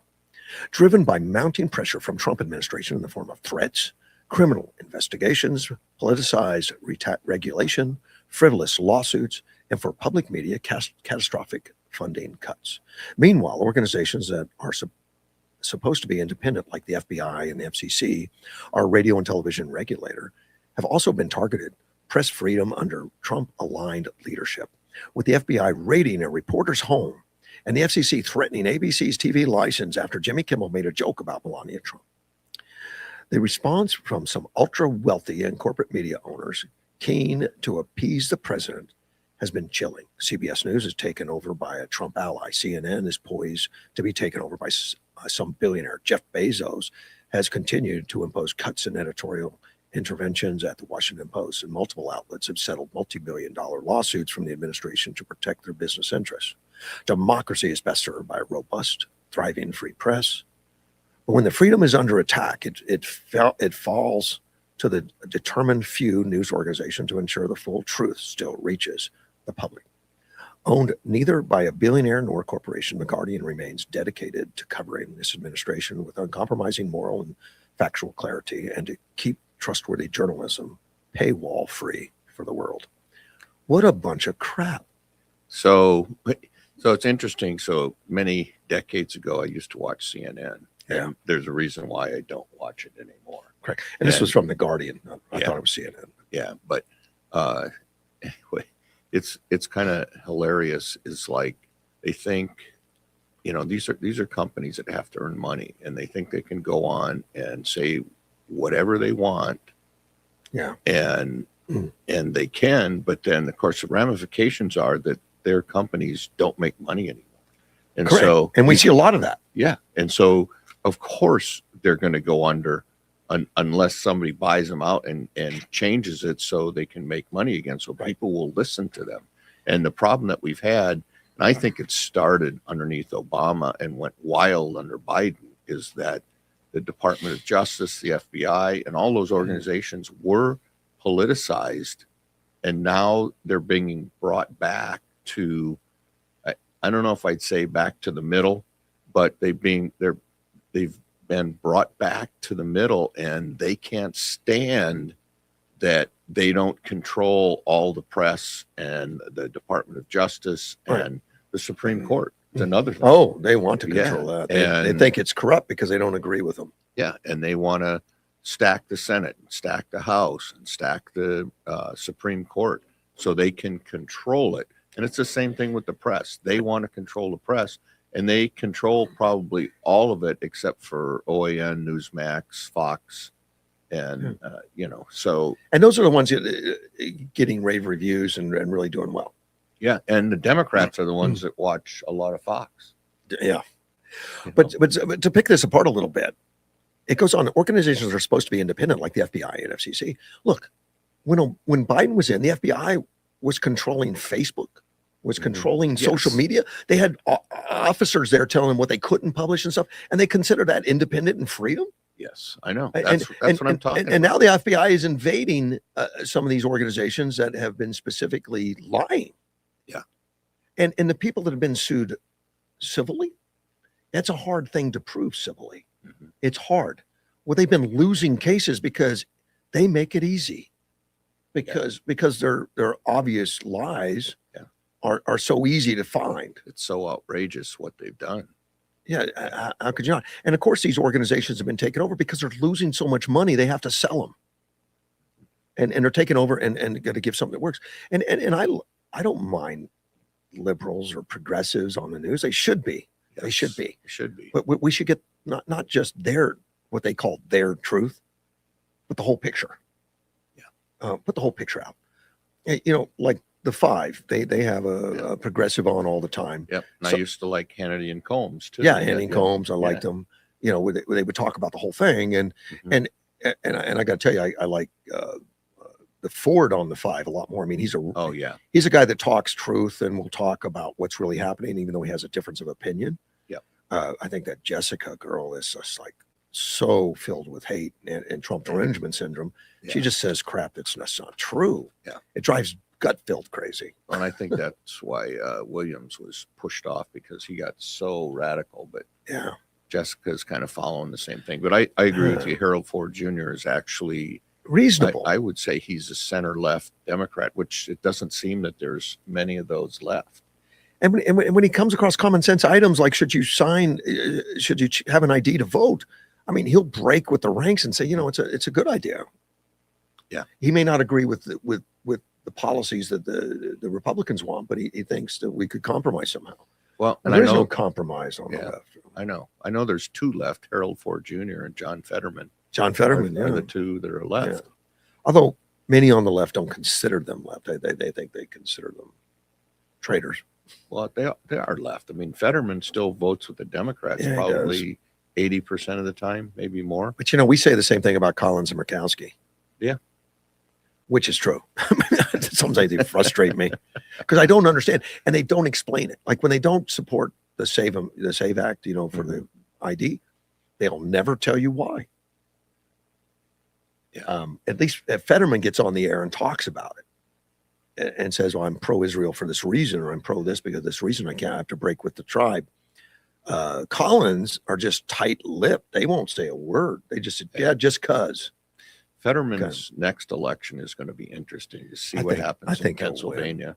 I think he'll win. I think so, because the independents really control it, and I think and I think that's why Collins keeps getting elected up there, because the independents like that she doesn't vote one way all the time. I know. I mean, Collins is going to win too, I think. I would hope so. When you got a Nazi Yeah. a Nazi, a confirmed communist, yeah, a communist Nazi running, what- and he says he is. yeah. Something interesting. Was it Plattner or something? Is that his name? Plattner? Yes, Um, Plattner. He's had that tattoo for like 20 years. Mhm. Says, I don't know what it is. He's never looked at it. But yet people that knew him over the years says he's bragged about it being a Nazi tattoo. Yeah, his old girlfriend. Yeah, it's coming forth, and he's really a repulsive guy. And I think he repulses a lot of Democrats are not supporting him now. Well, they're walking away. Yeah. They're not actively going against him, but they're not supporting him anymore. And Collins actually in a recent poll shows that she's ahead of him. Yeah. Now, Collins been elected 3 times to that office. At no time has she ever held a lead before. Right. Like last time she was down by 8 points and ended up winning or something like that. One of them she was down by 12 and won. Yeah. But there's been a 5 and 8, a 12 or something. Mhm. She's always been behind. She comes back and wins the thing. And now she's actually ahead of Plattner, but who knows? I can't handicap Maine like that, but from the looks of history and where we are, she's looking pretty good. Got a long way to go. Well, my guess is because he was on that dating site or whatever it was for younger. I don't even know if it's adults. Plattner was? Plattner, yeah. Oh, okay. He was on there while he was married. He was sexting different women on there, and I'm guessing that the final straw will be that some of them were underage. I think that will probably be the final straw. I don't know it, but that would be my guess.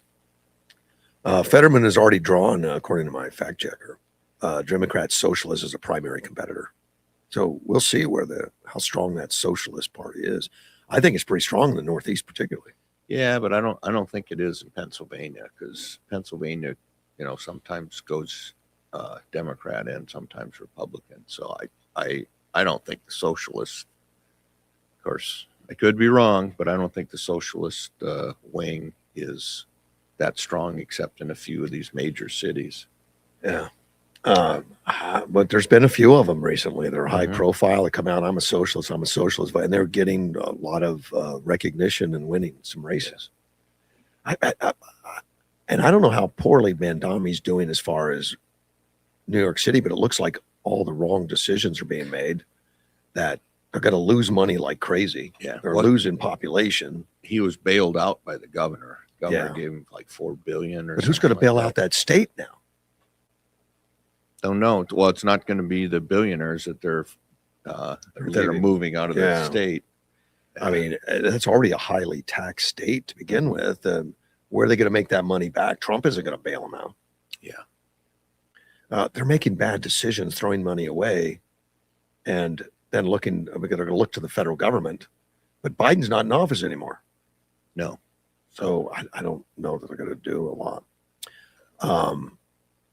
Edward sends me an article that I'd read before, but I didn't run a copy of it. It says the Treasury Department authorizes Iranian oil sales under a 60-day license, which I see as a very good thing.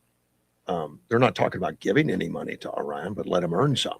Right. Sell some of your oil, pay for some food, because they're hurting. Right? They don't have the basic necessities. There's been a lot, including some Republicans have come out and says we shouldn't let them get any money. They'll buy bombs or something.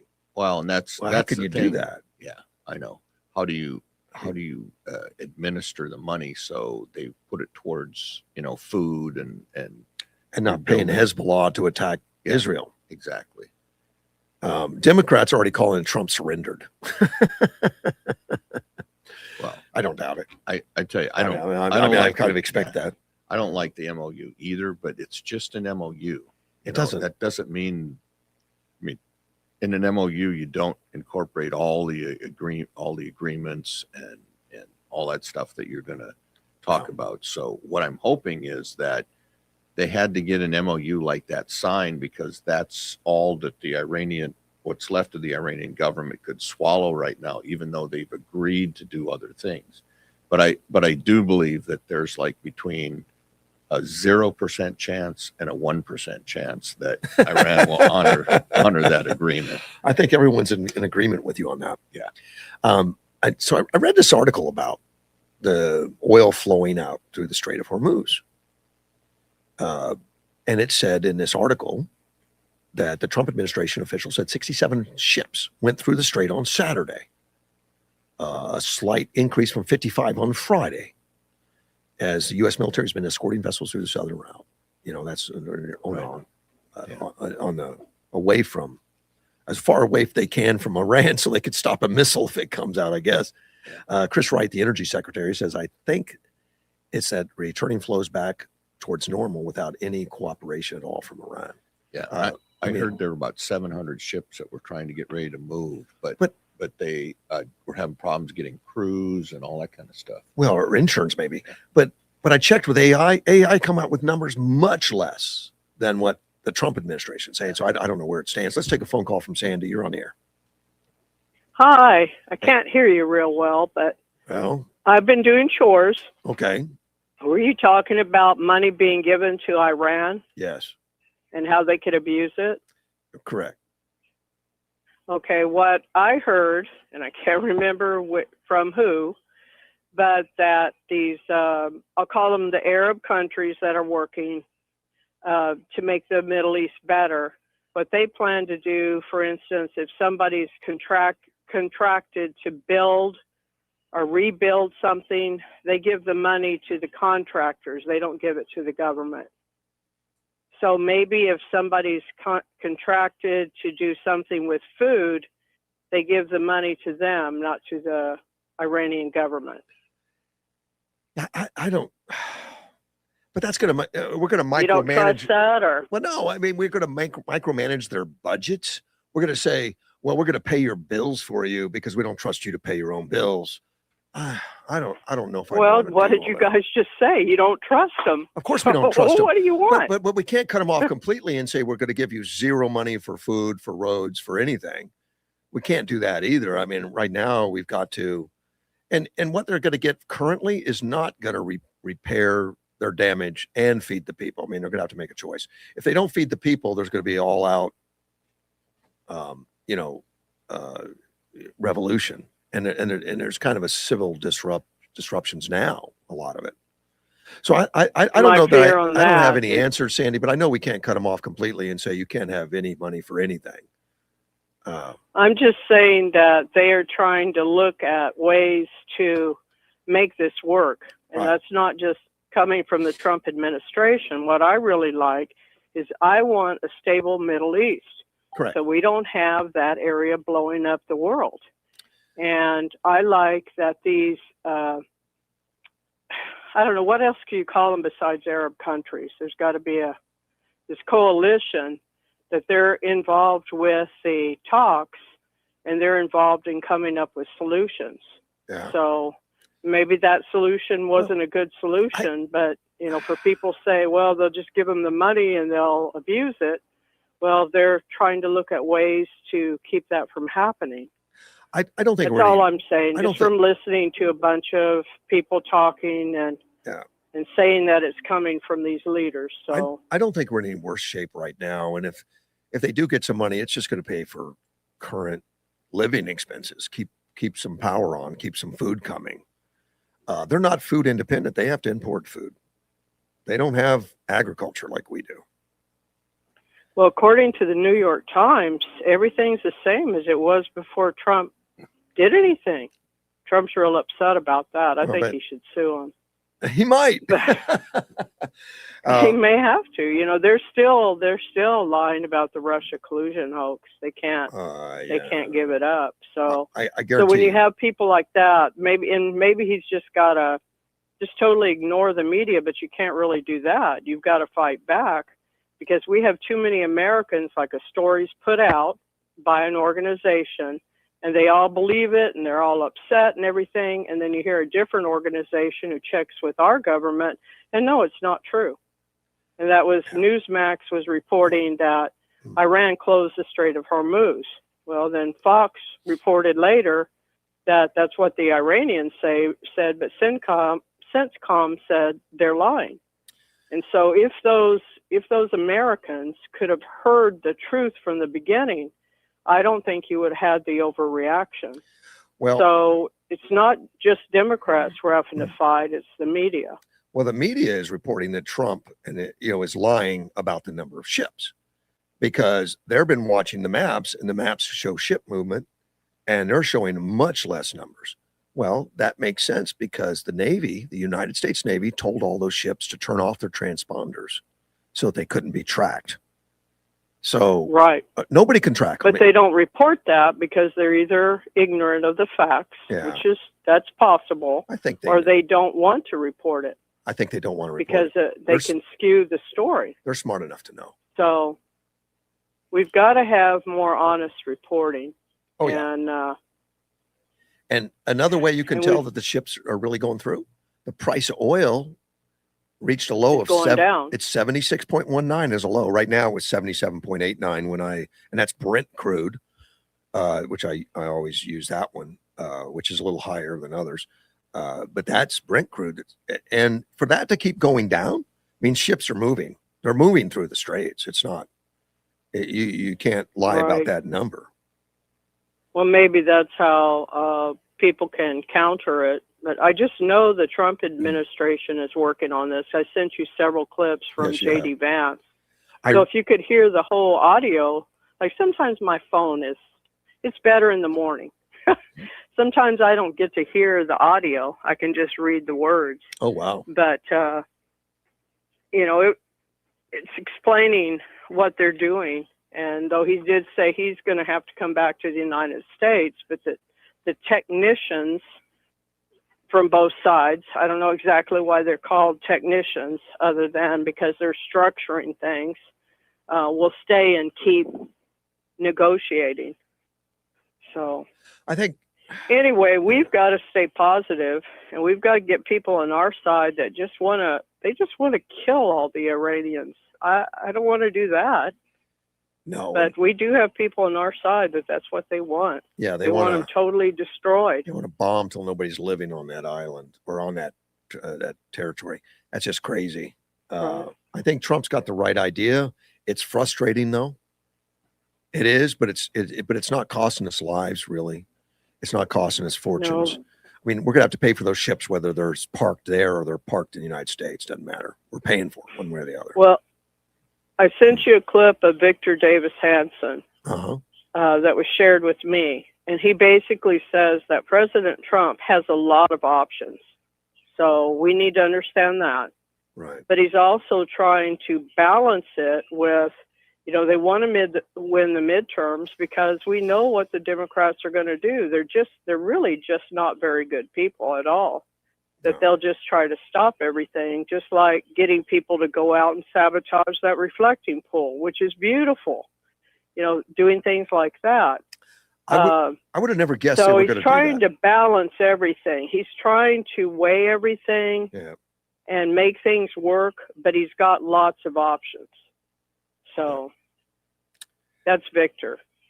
And he usually knows what he's talking about. And he's a Democrat. Oh, really? Victor Davis Hanson is? He always was. And then he's lost a lot of his Democratic friends because he talks so positively about Trump. But yeah. Huh. Yeah. I know he's a farmer of almond trees and wait a minute. Maybe I've got him confused with college Giuliani professor, but I never heard that else before. I'm gonna have to double check that, but I know he's it may be somebody else, not him. Because he wrote one of the outstanding books on President Trump prior to that first term. I can't remember what it was called. I just don't know. I just know that President Trump's going to keep working on everything. And if people think he's not working right now, they're nuts. Okay, no, he's working on it, considering options. And he has a good team that gives him these options. Even our military guys give him lots of options. These are different things you can do. So I just don't think he wants to kill all the Iranians. And we do have people in our party who want that done. Right. So anyway. Thank you. Anyway, you guys keep doing good. I just got to go in and out, try to do chores, try to listen. Thank you. Thank you so much. So have a good day. All right. Bye-bye. Bye. And I was wrong on Hanson. He is a conservative. Yeah. Was he always? I don't know. ChatGPT told me he was. Yeah. I I don't know. I'm thinking of someone else. Oh, he grew up family with Democrat roots. Maybe that's what it was. Central I was Valley. reading. Yeah. But I don't know when he changed. Yeah. So I'm thinking of the lawyer though that is a very much a Democrat now that is supporting Trump. So going to the Iranian thing, though, I think, this MOU, I don't like it. I'm just going to tell you that I don't like it, but I also trust Trump, and he's done so many things right that I believe that he's got things up his sleeve, or he's working, to get a goal at the end. I mean, the guy that wrote The Art of the Deal and on Yeah. all those things that at this point, I'm giving him some grace. So Smart. and do not want all the Iranian people killed. No. The IRGC and Hezbollah, that's another story, but a lot of the Iranian people, and I know there's several that live here locally that I really like. And Sure. so, I mean, we just got to get that IRGC out of there. Well, apparently he made some comment about he may kill the leaders of Iran now in Switzerland or something. What the heck, man? I don't think that would ever happen. Right. That's not going to happen on that kind of territory. That's not something that's even feasible. You lose a connection there.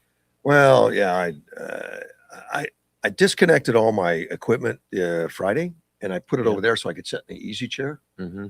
I just put it all back. I kind of put some pressure on that one wire, and I keep Oh. bumping it. If I bump it, Okay. then it I saw knocks me off the picture for a I saw second. the flashing red light Oh, is that what it was up there? Right there. Yeah. Telling me there was a problem. Yeah.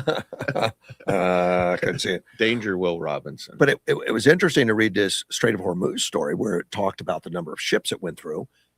And my AI completely disagreed. And it was much, much less. Like they only listed about a third of what Trump was saying. Mm-hmm. But I knew the transponders were turned off. Yeah. On some of it, but I didn't know exactly how much. At national average of regular gasoline is at $3.93. And that tells me that something's working, because if it was stopped all of a sudden, it would go back to 100 plus. Mm-hmm. And it's at 79, 78 Yeah, we saw it at 385 in Phoenix yesterday. for gas. Yeah. Gosh, I think it was Oklahoma that was down like 310. Oh, well, I'm not going to go there. go there to fill up. Yeah. Yeah. Be a long drive. But 393, and it's you can get it for less than $3 now in Yuma. Less than $4. Less than $4. I'm sorry, Yeah. less than $4. Yeah. You'd start a stampede if there was $3 gas someplace under $3. Yeah, let's see. Arco, I think, is $3.99. Yeah, I saw 429 and 425 last night at a couple spots. See, actually, it's $3.95 at Arco. That's gone down a couple pennies. Sam's Club is $3.99. Yep. Baron Fuel is $4.04. And those are lowest ones. And Love's at $4.09. Pilot's at $4.09. So it's coming down. And it will continue. But it's kind of premature because the stuff they're selling now hasn't been refined yet. Right.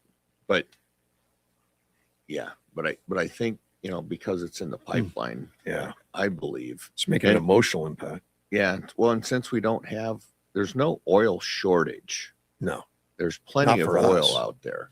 There- It's just that they're selling it at the market rate. And I believe if the oil companies wanted to, they could start dropping the price a lot quicker than what it has been. Oh, there's no doubt that our oil companies, United States, that get paid according to market price worldwide, are making good money And they're selling a lot more oil, exporting because a lot it's going more oil. overseas. So they're Right. doing well.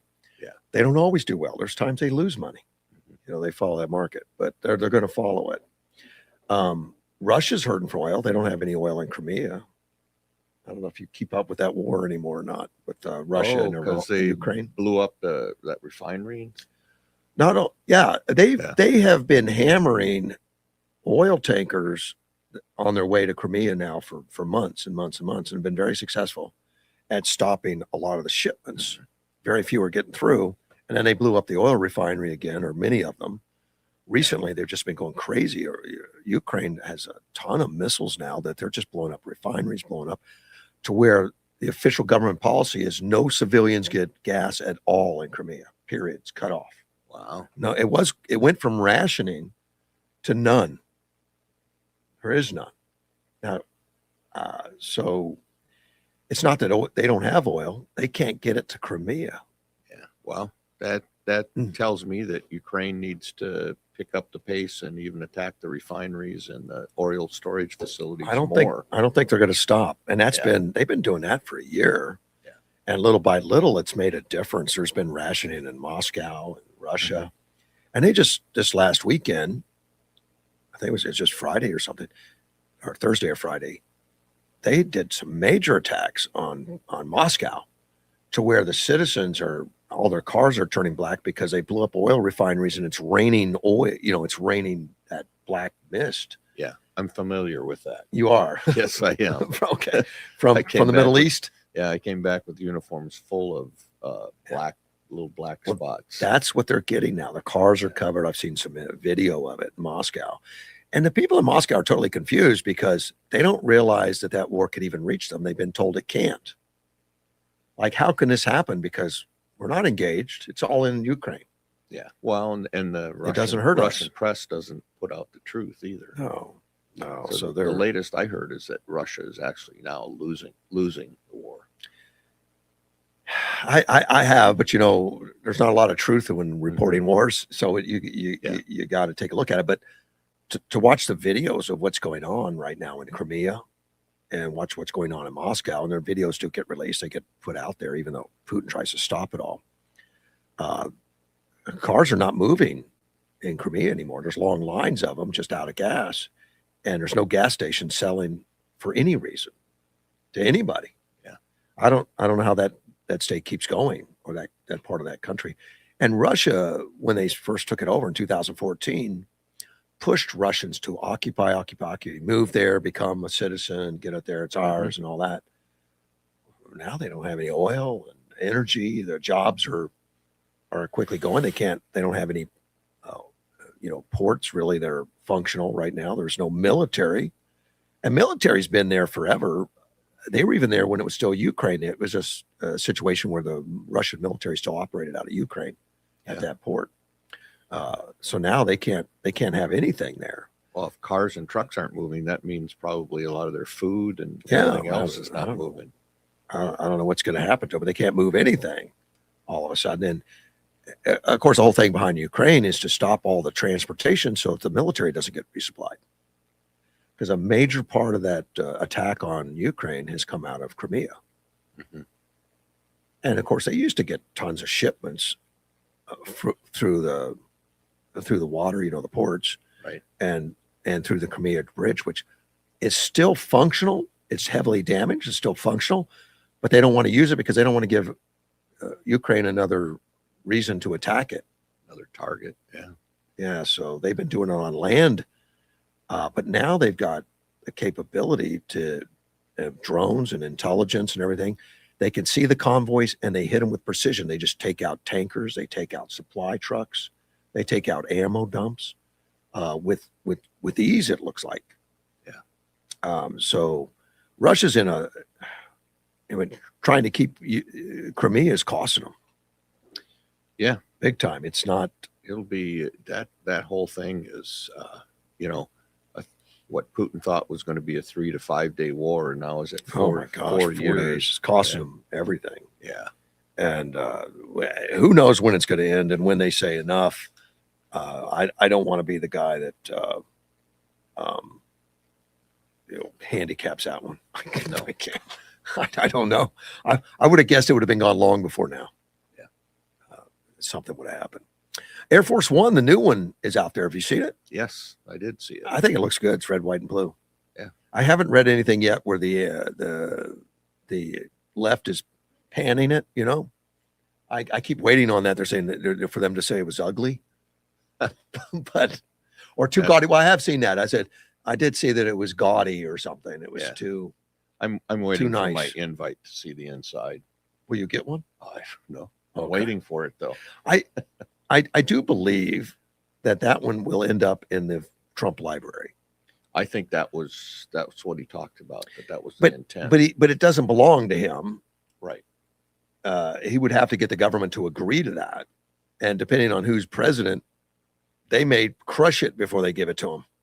Well, the new ones that have been delayed, Yeah. that he contracted during his last presidency, are supposed to come out before the end of his term. They're supposed to be out in 28, right. and this one Okay. is going to be the bridge. This is a bridge aircraft. This is just to keep an Air Force One, and of course, it was donated by Qatar or Qatar, and which it's a VC-25B, which is newer, less miles, and the Air Force Ones are pretty beat up. Yeah. As far as mileage. Yeah, my understanding this Well one's maintained, 19 feet longer than the other ones. So it's even Yeah, bigger. and if you've seen the interior of it, like the bedroom and all that, it's I just haven't gorgeous. seen that. I'm waiting for my invite. Well, there's I told you pictures that. out Oh, there. I okay. mean, I don't have an invite. There's pictures out there. It's just kind of gorgeous. It looks typical Trump, like he had a hand in it. Yeah. But I'm kind of excited. I'd like to see it in his library. I'd like to go see his library when it's done. Oh yeah, for sure. I mean, I don't care to go Obama's, and I understand Biden is just a bookmobile. Yeah, if he can afford that. I don't know. I don't know. Have you ever seen a plan on Biden at all? All I know about it is he was trying to raise money and nobody wanted to give him money. Yeah. Yeah. And Obama spent like 800 million plus. Right. They're rounding it up to $1 billion, a lot of people, but that's because of cost overruns, getting DEI in there, getting the wrong contractors because they were DEI, that screwed things up, slowed it down. I think it started at 300 million. Yeah. And, yeah, 500 million. You would think overrun. But it does look like a trash can. It looks horrible, no Yeah. matter what. Basura. It's terrible. Yeah. And the neighborhood is mad at him because the price of rent and everything went up, and it's a black neighborhood. Yeah. And they can't afford to live there. Yeah, I've heard the residents there are really unhappy. Yeah. Yeah. See, Virginia's governor, and this is from Edward, has stated she and the Democrat lawmakers are looking at the Trump gas tax as he created $5 gas in the Commonwealth and people paid it. She believes as gas prices goes down that people will pay the tax, and she can blame Trump. Oh, they passed a big They gas passed a tax? gas tax. Oh, Yeah. okay.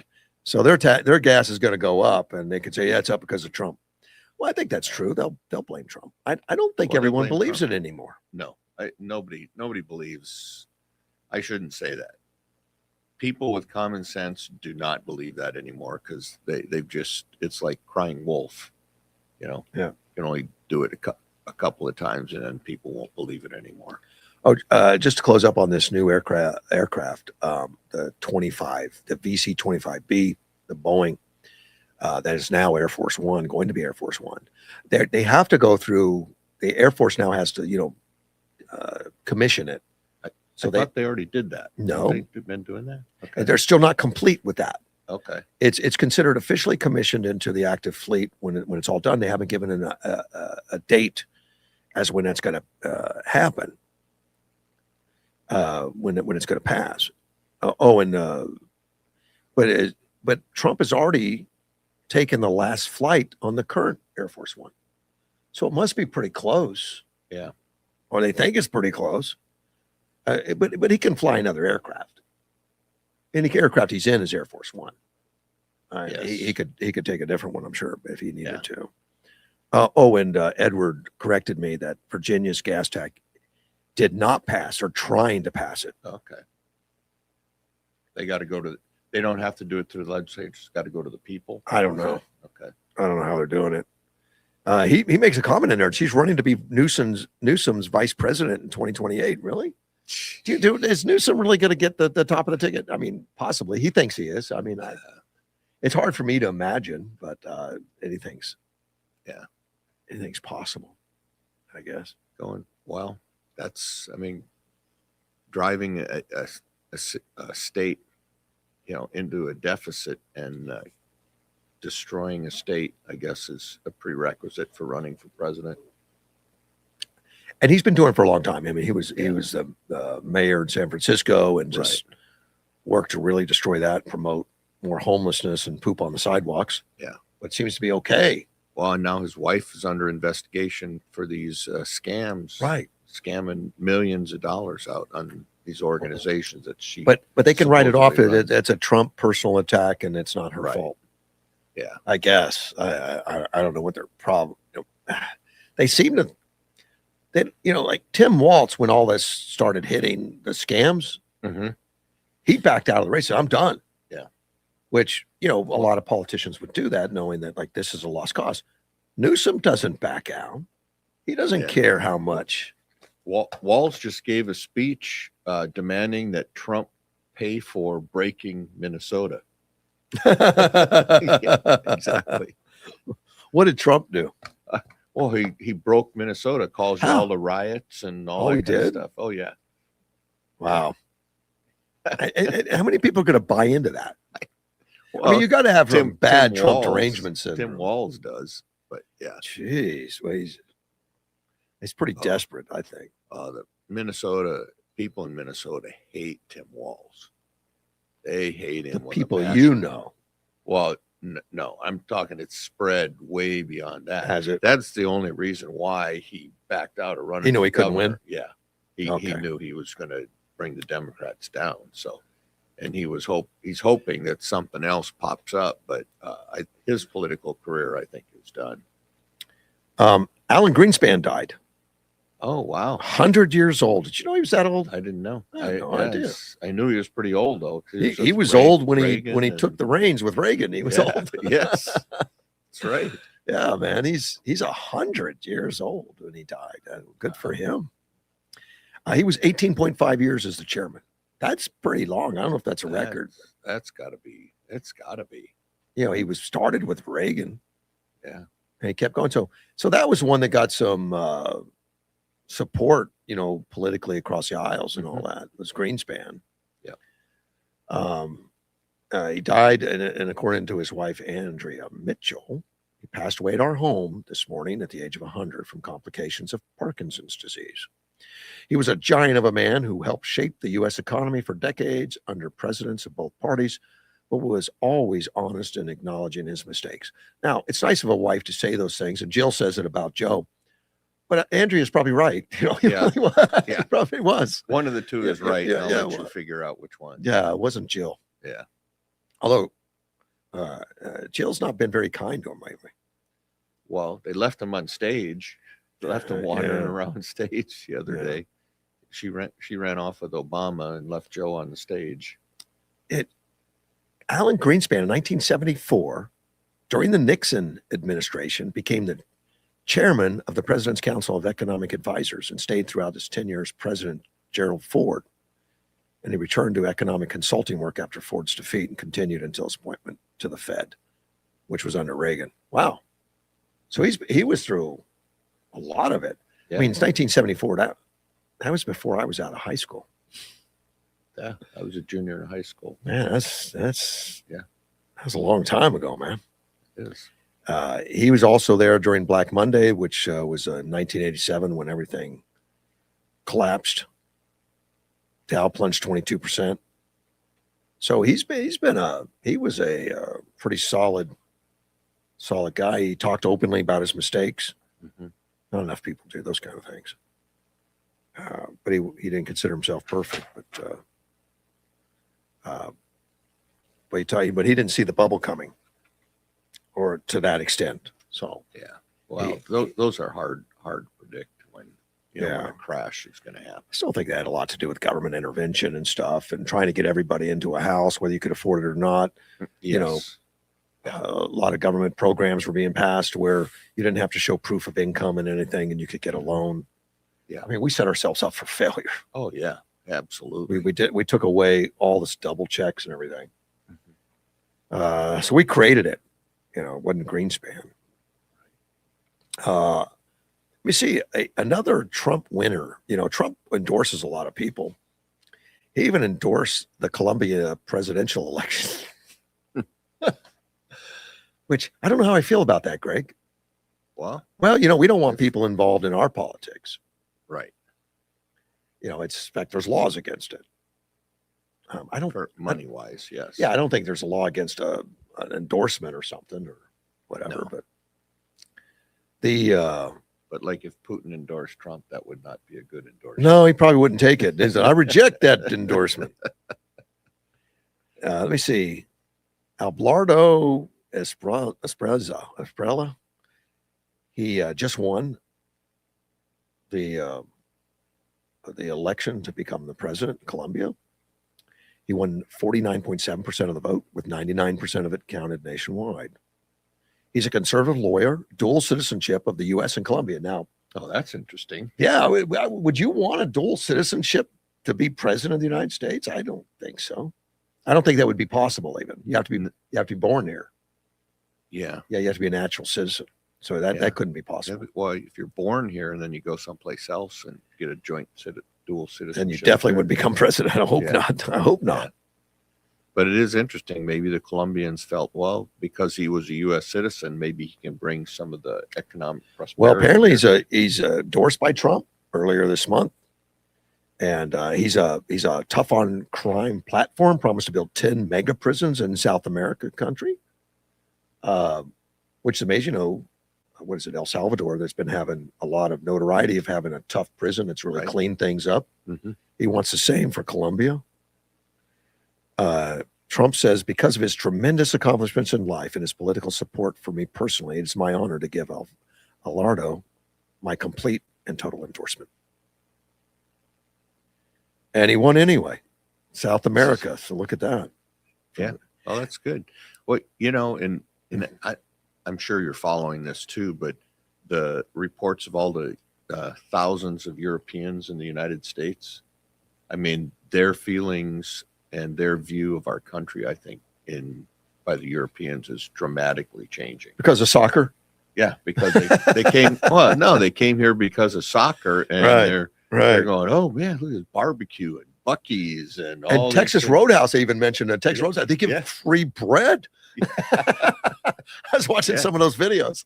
Yeah. Like, I didn't even ask for it. And they gave me peanuts. Yeah. And they said they're free. I got a bag. I took it home.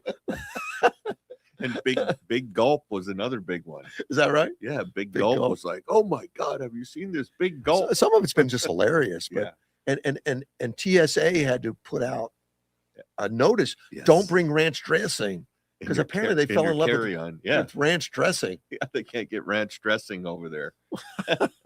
So that could be your next currency. Like you go to Russia, you bring a couple pairs of blue jeans And a ranch stuff. dressing. Yeah, Yeah, bring a put it ranch under your coat. dressing Hey, I with got ranch dressing. it. Trade me that Lamborghini for this It's- ranch dressing. It's hilarious. I mean, they've just been blown away by some of this stuff. Yeah. It's kind of crazy. Yeah. Texas It is. Roadhouse. And they don't even advertise. Yeah. That's their policy. That's a company, but we don't advertise. It's word of mouth or nothing. So there they go. They got all the Europeans talking about them and Buc-ee's. Oh, and they had even the Japanese, or they had to be shown how to eat barbecued ribs. Well, And they're like, oh, where with are you your at? Where-" hands? Yeah. They're trying to do it with the chopsticks. It wouldn't Well, work. that with the fork and stuff like that, and the knife, and it's like, oh, we don't have meat that like falls off the bone like this. Yeah.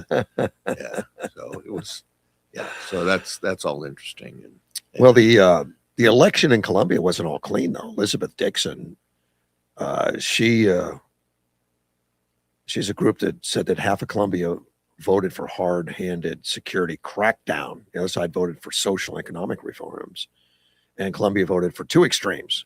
Whoever governs is going to have to find a midpoint. I don't think so. Marco Rubio congratulated him, but somewhere in here, one of the opponents thinks there was problems with the voting. mail-in ballots. Yeah, there's a, I can't see it now. Oh, here it is. The current president, Gustavo Petro, cast doubt on the election results on social media, citing irregularities at polling stations. So we're not the only ones. Nope.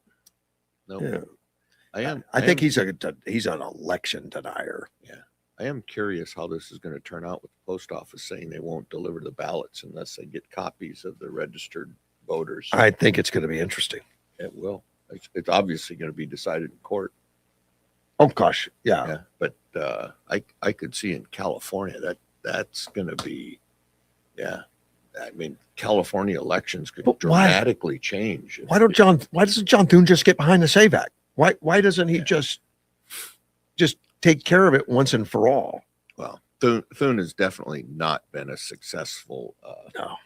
He's not been successful at his position. But of course, he says it's not my fault I can't get the votes. Well, that's your job. Well, and there's other people coming out saying, yes, there are 50 votes for the Save America Act. Oh, really? Yeah, they're saying the votes are there under the 50 vote threshold with Vance casting the deciding vote Well, on it. Mitch, but he could only just do that in a tie. Right, and that's what they're saying, that they got 50 votes, and so he would He would be the breaker. the breaker. Yep. Well, Mitch McConnell's not going to vote for it. No. Tillis won't vote for it because he hates Trump. Right. Of course, Mitch McConnell's in the hospital. Right. He's not going to vote at all. He can't vote. He can't vote against it. So maybe that helps out. Could be. Collins, I understand, might be. Was she the one that's supposed to be like maybe changing? I think I heard that yeah, one was changing. And But Murkowski's a frustration to me because she won't vote for it, but yet she won't tell anybody why. yeah, I think I've seen reporters falling around and she just ignores them. well, I don't know what's going on in Alaska, but I you know, don't know. because she lost the primary and then came back and Because ran they in have general They have that jungle primary. that was, you have jungle voting and stuff, you know. Yeah. So she got opportunity from the jungle. Which just, you know, I think I've heard that Alaska's looking for ways to get rid of it, but I think that was a Yeah. voter referendum, wasn't it? I think so. I think Yeah. they did. It would take a vote voter to get referendum rid of to get it back to sense and sensibility. Then. I think they did. I don't know if it passed or not. A We'll voter have to referendum look was at it. tried, you know, here in Arizona. It was tried. Yes. Russ McLeod kept trying to talk me into voting for it. Name dropper. What the heck is wrong with Russ McLeod? Well, I don't think he likes that name dropping. But he called me up on the air. He even arranged to have me interview people that told me how great it was. Yeah. Which I did. When I started poking holes in it, Russ McLeod was on the air and he says, well, that's just not true, Russ. And the lady I was interviewing, well, yes, it is. But yeah, it's a terrible program. Yeah. That's what California has, that jungle stuff. Representative Ro Khanna, a Democrat out of California, or Khanna is anti-Elon Musk and thinks that Elon Musk needs to answer for something. The reason that he wants to kill 4.5 million kids, sentence them to death. Wow. Which is always interesting. I didn't know Musk had that kind of power. I looked up the referendum to get rid of the jungle primary, failed by it was 50.1% In Alaska. in Alaska. So it, Well, they need to bring it back. They'll Yeah, get tired failed. of it. yeah, it failed.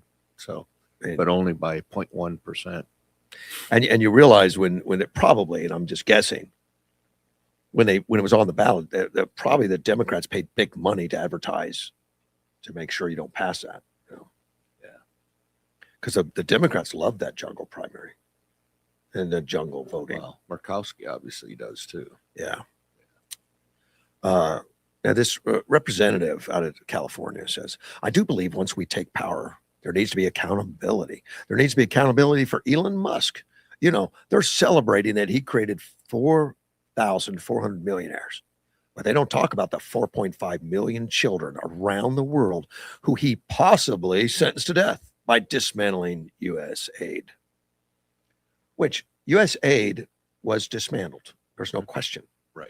The programs that were successful with U.S. aid were taken over, not dissolved. Exactly. But most of U.S. aid they found to be very fraudulent, and they canceled the whole program because it was corrupt. Yep. And they put the good stuff into the Treasury or something, or some other place, for any aid that, as Rubio states, Department. then Yeah. it was State Department. Yeah. And Rubio said, look, The programs that support the America agenda were left in, but there were many of them that just flat were stupid. Right. They were supporting a lot of DEI stuff and gay rights and cartoons for gay people and stuff. I mean, it was just crazy stuff Yes. that was out there, and a Yeah. lot of fraud Mhm. was going on under U.S. aid. So they just killed the whole thing. And so now he's saying that because Elon Musk was involved, which Elon Musk was just an accountant that looked at things and says, "Wow, there's a lot of fraud there." So this representative says, "Well, that killed 4.5 million people." Him saying that. And basically it was an audit. Yeah, he did. Doge was really an audit, and with a little high-powered audit, I would say. Well, Rowe says he needs to answer for that. He needs to be subpoenaed. He needs to face investigation. He needs. I think that's great. He should sit down and explain to him where all the fraud is. He needs to answer for what he did with Doge, Department of Government Efficiency, and not just let's move on. See, and I can speak about it because I was Doge. Yeah, you were involved in that. Yep, I was. But according to Musk, it's such a target-rich programs going on there. It's so easy to find fraud. It's ridiculous. He didn't have to try. Yeah. It just jumped in. It just jumps into the boat. And just to define, I said I was Doge, so I was caught in the cutbacks. Yes. Yeah. So my consulting contract was canceled. But even in the Doge area where you were working, there were still some liberals that were in that bureaucracy, weren't there? Oh yeah. So what I felt happened is our program had just got the program that I worked at had just gotten a big award for being a mirror model program and that kind of stuff. But there was a lot of, I guess, Waste bad in waste in Doge. Yeah, and there was a lot of waste that went on. But the problem is that I saw is while they got rid of the waste, they got rid of a lot of the good people, and some of the people that were really wastes and couldn't get jobs elsewhere stayed and tried to get through it all, and some of those are still there. So there's still obviously there's still waste there that needs to be taken on. Yeah. But they did lose a lot of the good things. I read too. something the other day that Musk was going to be back working with the government for a little bit. I don't know what that meant. I didn't pursue it. I don't know. I'm just waiting. I want to wait for him to put a starship on the moon. Why, you going to go? Not in the first one. I think they're going to have robots on the first one. I think so, man. In fact, the robots are supposed to build everything and make the bids and everything, get everything ready. Yeah, I mean, they can fly water and food and water and supplies and robots and make sure the environmental vehicles. controls are Yep. working. Yeah, all that stuff. Yeah. And then if they lose a ship on the landing, it's not. Well, it's a big monetary loss, but they don't lose any people's lives, Landing on the moon apparently is not an easy thing. right? Because the low atmosphere and There's been a lot of countries trying to land probes and everything, and us too, that just didn't work out. Now, fortunately, our moon landing went, which was experimental at best right. and did successful. Did it several times. Yeah. With slide rules and Yeah. all that stuff. No AI. Yeah. On Musk, Jennifer Welch agrees. That was we're doing interviews of Representative Rowe at the time. I love that we need to keep pushing the talking point that you just had, that we don't need to celebrate Elon Musk making other people millionaires. If you are the party of pro-life, like you say, you are MAGA.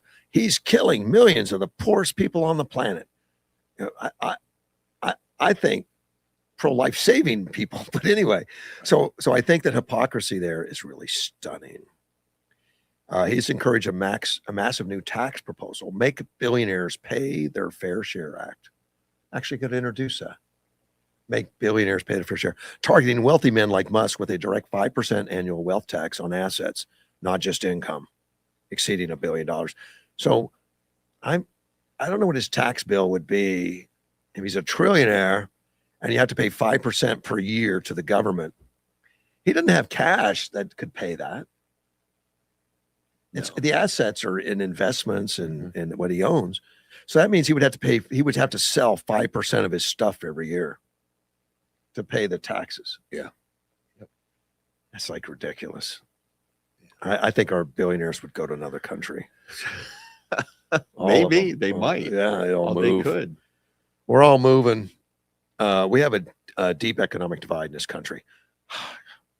And people say that like money is finite. There's only so much of it. They got it all, so we need to redistribute it. And that's just a lie economically. It's a lie. Money's created. Otherwise, the country was founded where $20 would be a month's salary. Where did we get all the money to pay billions then? Yeah, I know. It never existed. It's existed now because it was created, and money's created, wealth is created, and people like Elon Musk create it. Yeah. And then other people are jealous of it and say, it's not fair. You need to give it to me. It's crazy. Well, he pulled up 4,400 millionaires with him, Yeah. and I'm sure a lot of other people made, significant amounts of money. Well, it wasn't the left because they hated Trump, hated Musk, and they wouldn't buy it, and they're not going to buy it. So I think that's good too in its own way. So I'm sure none of those were Democrats that made millionaire. None of them. Because remember, they all started boycotting Tesla, boycotting Musk.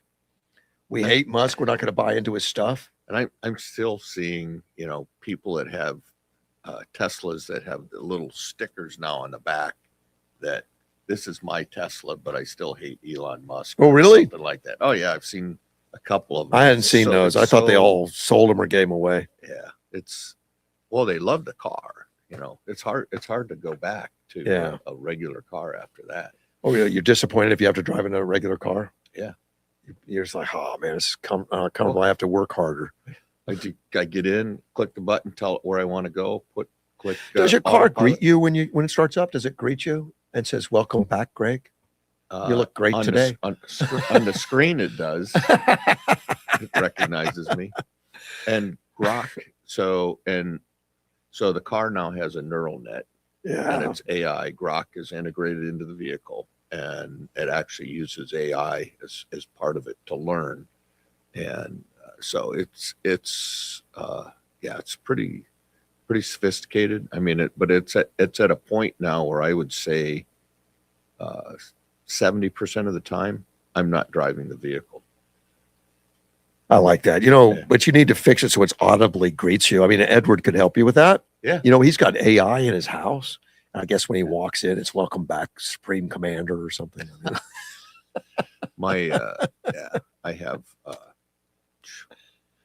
Alexa. I have Alexa, and Alexa recognizes my voice. It does. Yeah, when I talk to it. No, you need to put a greeting in there. Just Yeah, it says, give you that good feeling every day, that adrenaline rush that you're noticed. It's working for Edward, so you got to have that. Rod Stewart is still active. Do you know he's 81? yeah, that I didn't know his age, but yeah, I know he's up there. Yeah. Yeah. So I don't know if he's still singing that movie. Do you think I'm sexy type stuff? But I have no idea if he's still singing it. He just had a medical emergency on some shows that he canceled recently. He canceled a couple shows because he had a medical emergency, something about breathing or something. But he got panned for it because he took a private jet with his kids to go to Boston during that medical emergency.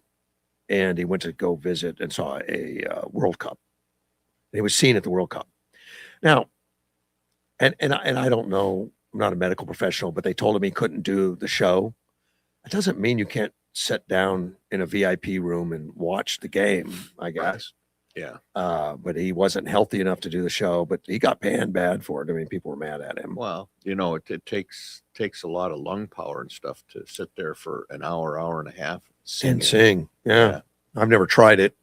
No. I'm not going to sing. But he just did a show in Utah at the First Credit Union Amphitheater. And he felt dizzy. He was holding on to some equipment, and he gave some nod to one of his team who brought out an oxygen tank, put a cold compress on his neck, and he said the show must go on. He said he admitted feeling faint, but he kept doing the show. So he's still not 100%, or maybe he is 100%. He's 81. I don't know what 100% of 81 is. You will, hopefully. Oh, maybe. We'll worry about that. Yeah. And he apologized to his fans and all that kind of stuff. But he talked, that he's not going to quit. He likes doing the tours. In 24, he was doing a farewell tour, which of course was a lie. Mhm. He couldn't quit. He says, I'm fit, have a full head of hair. Does that matter? I'm talking as a bald guy. Does that really matter? Full head of hair. I think he's rubbing that in. Yeah, maybe so. I can run 100 meters in 18 seconds at the jolly old age of 79. He said that at 79, so he stays fit. So good for him. He's staying fit, still working. Keep going as long as you can. Yeah. And the guys that were mad at him, I guess, because they wanted to see him in concert. I get it. Yeah. And they felt betrayed because you went and enjoyed yourself when you weren't singing for me. Oh, well. Yeah. Let me see. I guess the fact that he had to go on an oxygen bottle at the next concert he probably really was sick. Probably. Yeah. He did it during the concert, so he was obviously, feeling like he wasn't getting enough oxygen or something. Yep. Nicole this morning said something. When are you going back on KBLU? Oh yeah. Yeah, I forgot to mention that, but the KBLU is all up to the contracts, and there have been contracts. And I say that now because I know it's public. There's been news articles written about it when all the paperwork's turned over to the FCC for their approval of the transfer of the station to Derek Egebert's organization. And of course, he owns Mortgage One. That's the studio we're in right now. It's in Mortgage One Studios. But we got to wait on the FCC. We got to wait on that. And there's some contingencies, so it's not a done deal.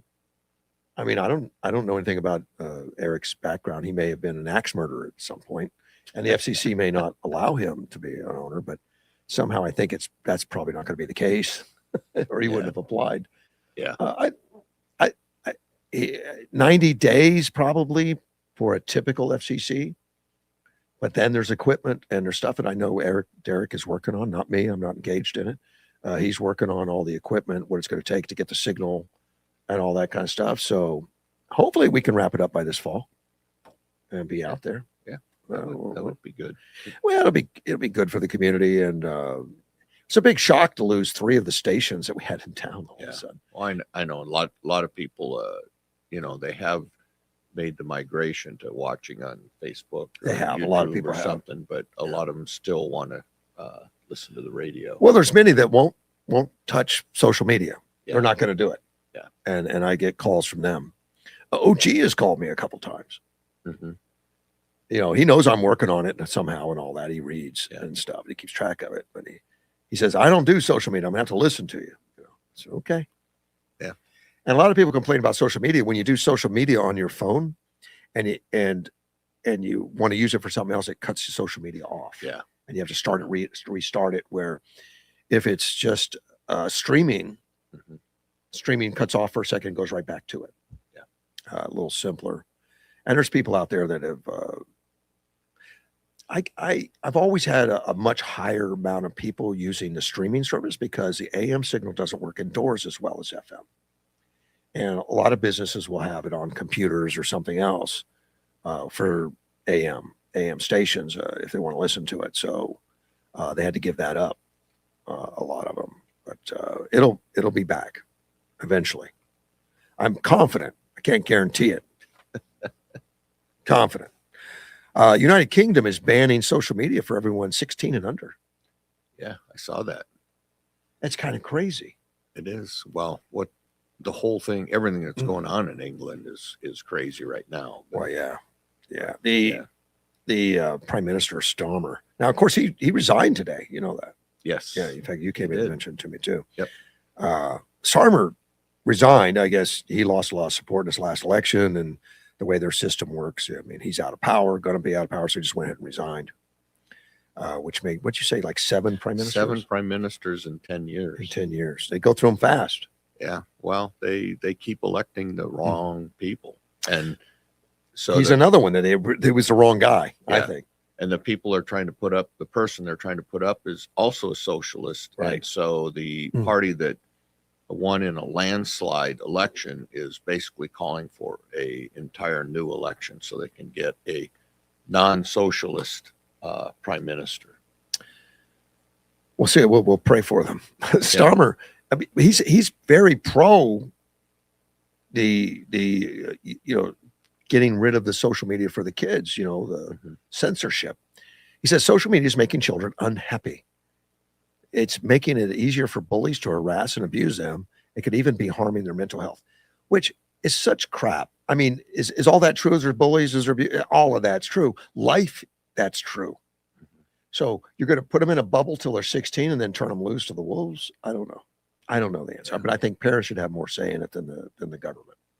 Yeah, I do. I fundamentally believe that we must harness the power of technology to build a stronger, fairer Britain, but we must also protect our children.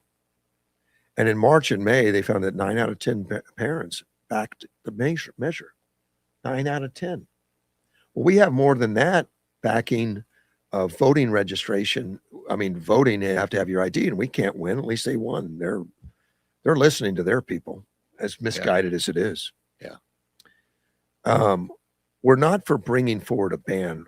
We're for taking world-leading action on gaming services and live streaming platforms. So that's just renaming a ban. I mean, they ban it. They say, but it's not a ban. We're just taking leading action. Yeah. What is it? These liberals and these socialists and stuff. They just make up new words. Yeah. Well, it's like DEI. When the facts about DEI came out, then it was not popular, so they changed the name. Strangers can contact any child unchecked through these means. True. I mean, if you leave your child on social media and open, they could be an adult contact them. Mm-hmm. They need to not answer it. But I think parents need to start training their kids because it's the real world. So the model is going to include Instagram, YouTube, TikTok, Snapchat, Facebook, and formerly X, which is formerly Twitter. YouTube Kids and Google Classroom will not be included in the ban. They keep calling it a ban, even though Stormer says it's not a ban. Okay. A YouTube spokesperson says blanket bans push kids out of such curated, supervised, beneficial experience and towards anonymous, less safe services. True. They start going to more games and stuff that has interaction over it on the air, which they're not banning. Well, and that's one of the issues, how the pedophiles get to kids is through these gaming apps. It's harder to track it, harder to trace it. Yeah. Facebook says the same things. Bans risk isolating teens from online communities and information and driving them to unregulated alternatives that lack built-in protections and parental control. Snapchat says the majority of activity on this app takes place in private messages between friends and family. An outright ban that disconnects teens from those relationships doesn't make them safer. It may simply push them to less safe platforms, which a lot of these platforms can put controls on them, parental controls that can limit their access and limit all the stuff. And I got grandkids that do Facebook. Yeah. And there's going to be restrictions on social media apps like AI Romance Companion. Did you know we had Romance Companion chatbots? No. And see, I thought I had to date real women, but apparently if you're over 18, that's available. Yeah. My romance companion's named Nicole. Nicole, you're going to keep it at that? Yeah. Well, you're such an old-fashioned guy. I am. No AI there. No. There's nothing artificial about Nicole. No. Similar intimate functionalities will be restricted. What? Great. We got it's going to take place spring of 27, and it's going to cause age verification checks, which I think kids know how to get around those, man. Oh yeah. I mean, there's guess. almost no way. Yeah. Well, they got such a ban now in Australia, so it's already been active in Australia, and they found that 7 out of 10 parents in Australia said their children still had social media accounts even after the ban. 7 out of 10. Yep. And UK says they're aware of it. They're going to be better at banning. But they're engaged in it, so it's not really working. But they're proud of it in Australia that they're doing it. At least they're trying. Australia parents led this effort, and we are proud to back them. We've already seen more than 5 million under 16 accounts removed, deactivated, or restricted. They just like this whole government overlord. I hope we don't become that. Yeah, I When they start controlling everything at the governmental level, are we better off? Well, I think if Trump hadn't gotten elected in the last election, We'd we have would have been been closer to it. down that path. Yeah, we would have. Absolutely. We'd have been much closer. We're bad enough as it is. But this thing goes into, great details of safety and protecting kids and all that. Which I don't know if they're protecting kids by isolating them so much and putting them in a bubble. No, I don't know. I don't think so. I think, the world obviously has changed a lot since we were kids, but Yeah. They have to survive and exist in this world, and you can't completely coddle them. They have to be exposed and be able to understand it enough, but you still have to protect them. Right. as And an you adult. protect them. Yeah. I think you protect them from, as far as gun safety goes, by teaching them about Yes. guns. Yeah. You don't take guns out altogether because you can't eliminate it from the society. Right. Guns are going to be out there. So teach them about the safety of guns. And I did that to my kids. Mhm. And they were in a strict, understanding of guns. And I said, look, if you go to a friend's house, there's a gun available and there's no adult supervision, run home immediately and grab me. Let me know. Yeah. We just want to get that gun to safety. Yeah. Whatever. And Well, I never had a problem. Yeah, and I think it's the same with social media. Yeah. I think it's a little bit harder to Then we need to be restrict. smarter as parents. And I can tell you, I know many parents that have strict control. Now, they may get some fudging occasionally, but any phone that your child has, you can restrict social media to a certain time a day. I mean, to how many hours a day? Yeah. And I know Edward does that. He's the ones that I know is the best at it. They get like an hour a day total. Anything beyond that, they need to contact him and say, I need it for this reason. And is your homework done? Is that done? And why do you need it? All that kind of stuff. So he's engaged with his kids constantly, which is available to everybody. Yeah. But we don't look at that. We want the government to do it for us. I think there's real problems with that. Yes. When you think of states that are tax friendly, what states come to mind? Greg, it's a quiz. It's a test. Florida, Yeah. Texas, Yeah. Those are the two top ones right there. Yeah. Do you know what number 3 is? Montana, North Dakota. North Dakota. I would have was never- close. I was close. I would have never guessed. Yeah. Montana, I don't know. I know Nashville's a big, they're attracting a lot of people that are escaping, California and Illinois and stuff for some reason. So they must be in pretty good shape. And Tennessee. Tennessee. And Now, North Dakota, they do have a lot of local taxes. They're ranked second in the nation for state and local tax collection per capita. So it doesn't make sense. But they're bringing in $9,834 per resident. It might sound like a high tax state more than a friendly one. The difference is where the money comes from. The money doesn't come from the individual people. It comes from more businesses because they have so much oil. So they have they have income tax, they have sales tax, they have, property taxes. well, didn't they just vote to do away with income tax? I don't know. I might have. think they did. But when this article, they didn't mention that, but they, Or no, do away with property taxes. Property 'cause tax. They don't have income taxes right now. but they get in so much money from the oil industry, all their taxes are really low. Even though they collect a lot of taxes per capita, it's not coming from the residents. It's coming from government. I mean from businesses. Kind of like Alaska used to be. I think Alaska used to give credits. Yes, they did. Like you'd get a check at income tax. You'd get a check instead of a bill. Yeah.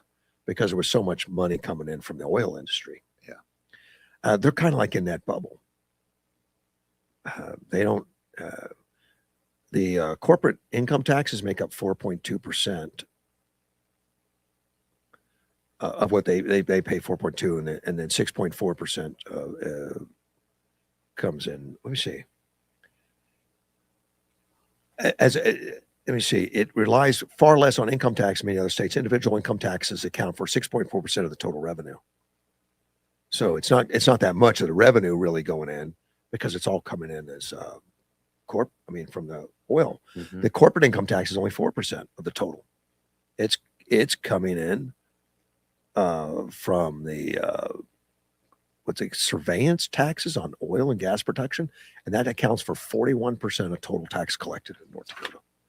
We can't have that model unless we have oil companies. I don't think we're going to have that. But it's an interesting model that they fell into, that they're the third friendliest tax in the country, tax state in the country. Yeah. So we were talking about taxes. You know, right now at the federal level, they're trying to reduce our taxes. Yeah. At the state level, they're trying to reduce their taxes, and here at county and city, they're increasing them. Right. Yeah. They did, didn't they? Yeah. And in fact, that's why there's a truth in taxation. Yeah. Going on with Yuma County. yeah. And at the same time, then they put this expenditure limitation. They want to put this expenditure limitation on the ballots, and they're saying, well, it doesn't increase your taxes. So the expenditure limitation was put in place like 79, 80, something like that.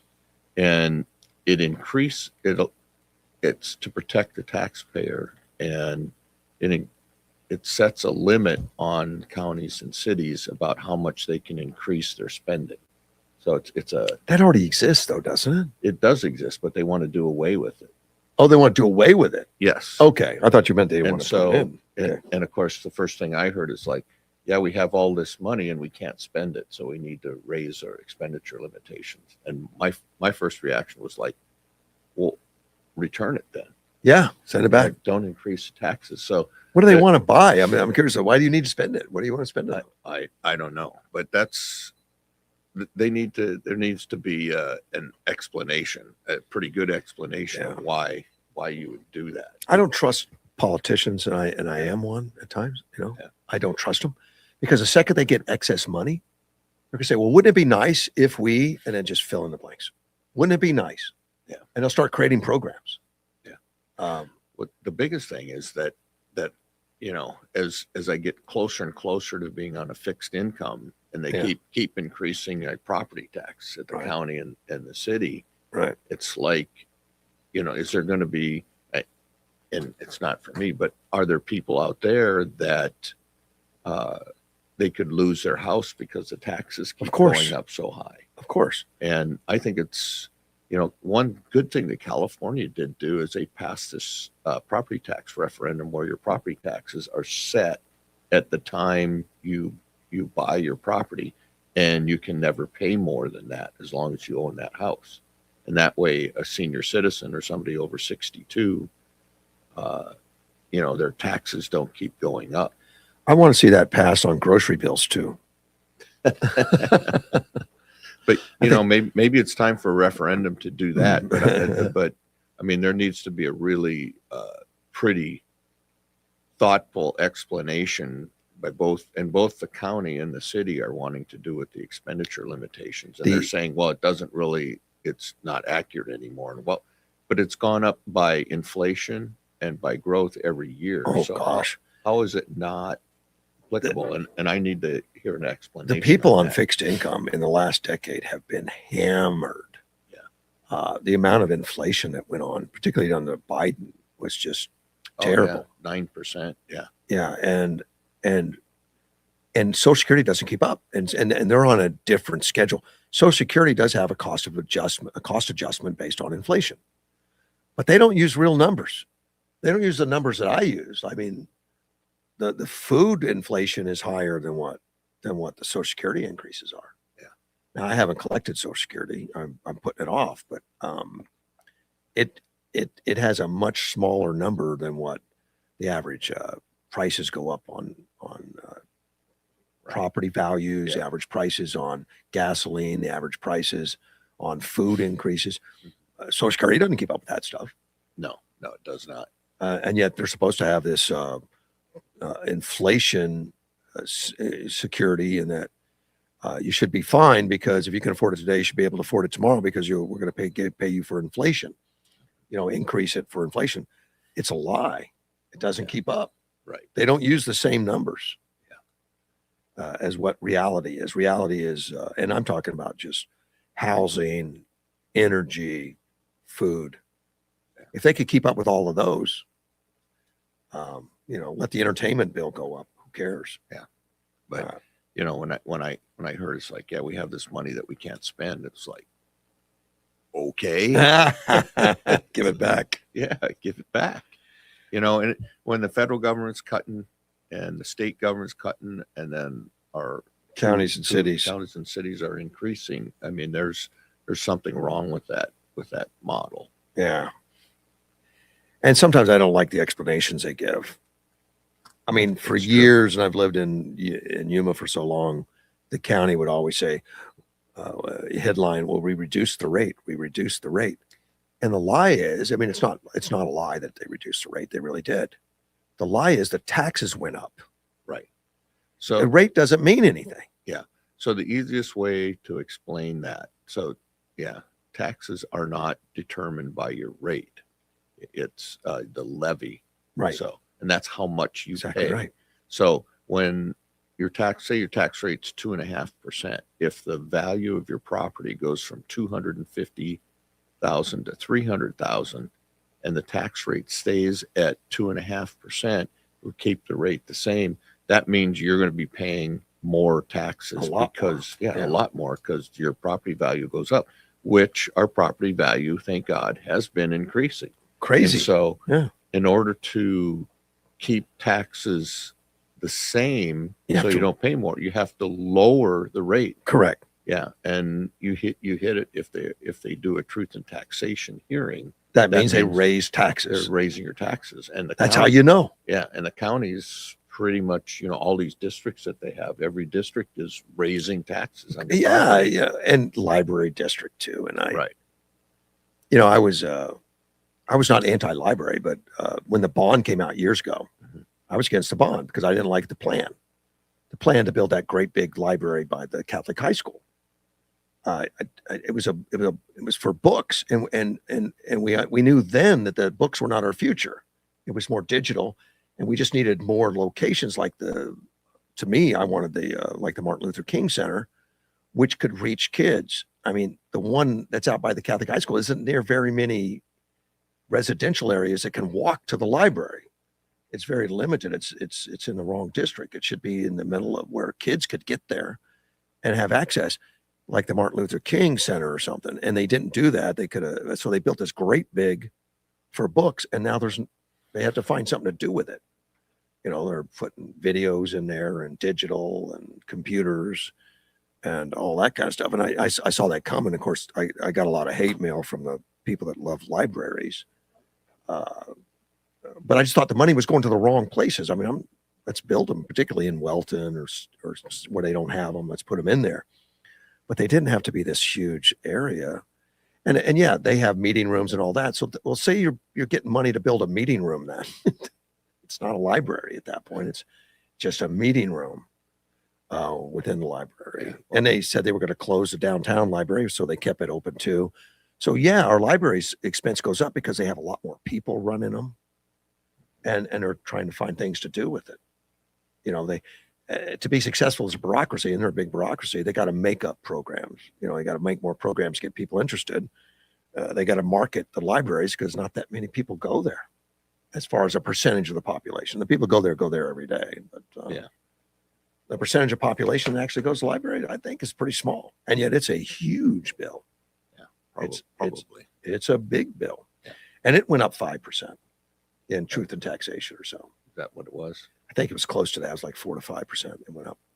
And since we built those big new libraries, of course the administration cost goes right along with it. I mean, because you got power bills, you got maintenance bills, you've got people that have to run it, put the keys in the door. It's expensive. Mm-hmm. And the more we have computer access, the less people go to libraries. I used to go to libraries all the time. I had to, because we didn't have computers. Right. I had to write term papers. I had to go to school. I was writing papers and stuff and go to the periodicals. Now I just ask Google. Yeah.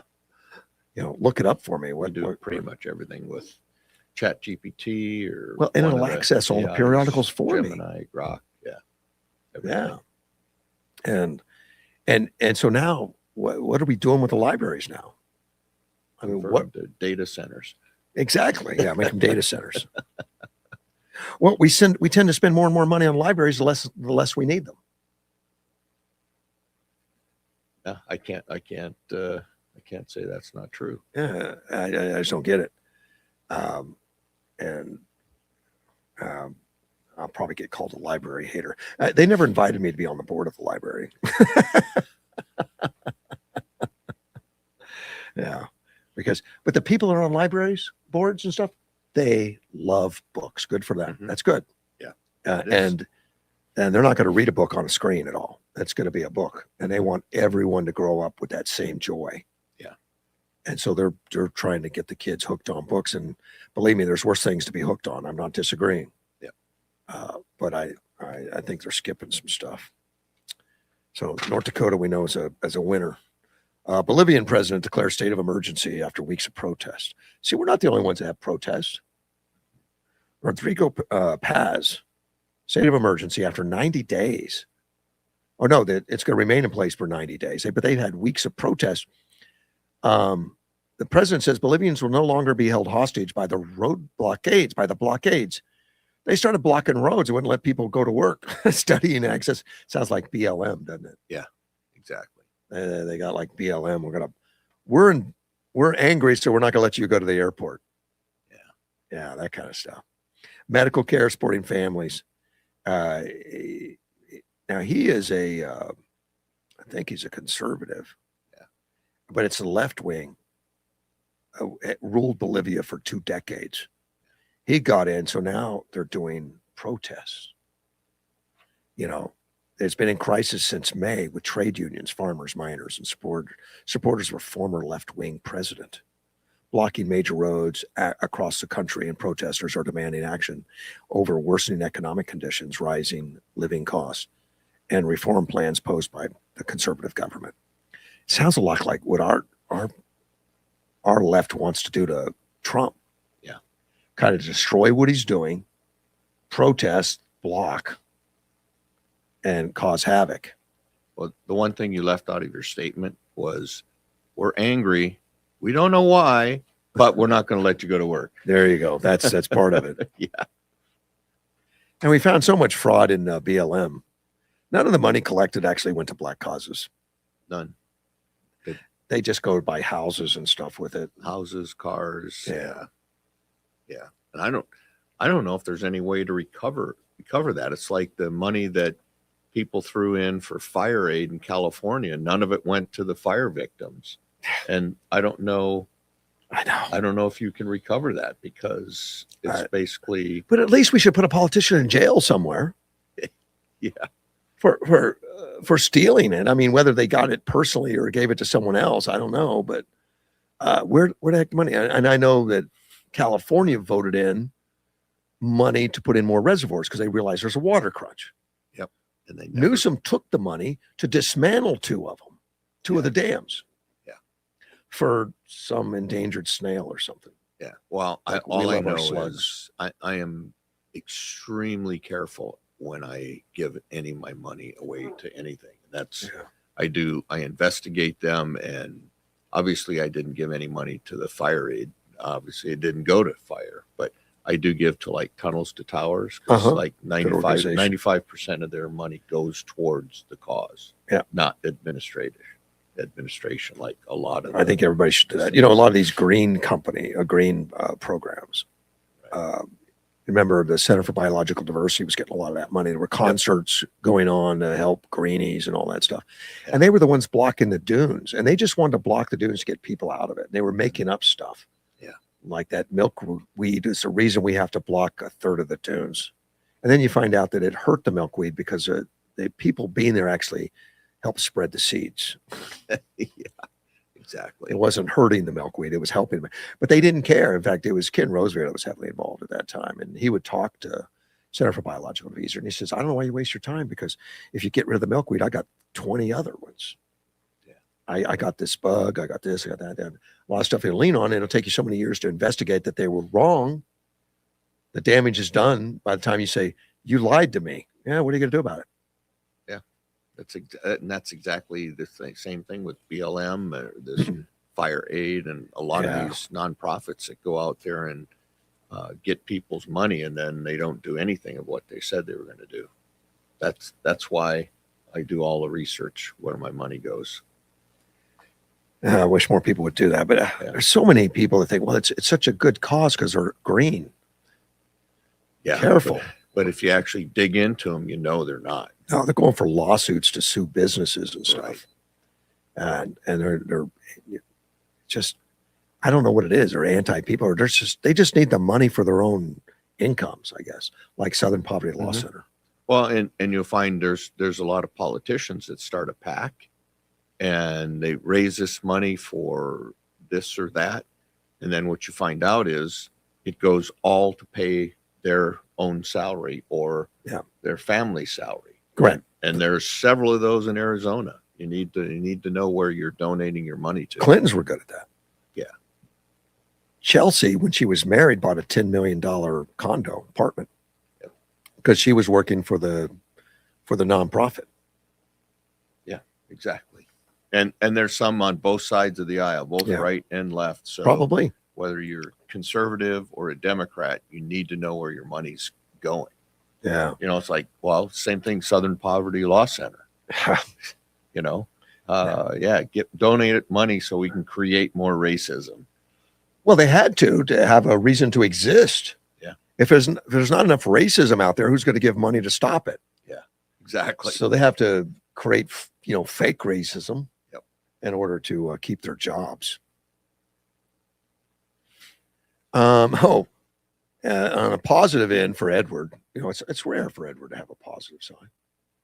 I've seen a balance. Do you? Yeah, All right. I do. The ban on social media is going to cause an uptick in VPN purchases. Now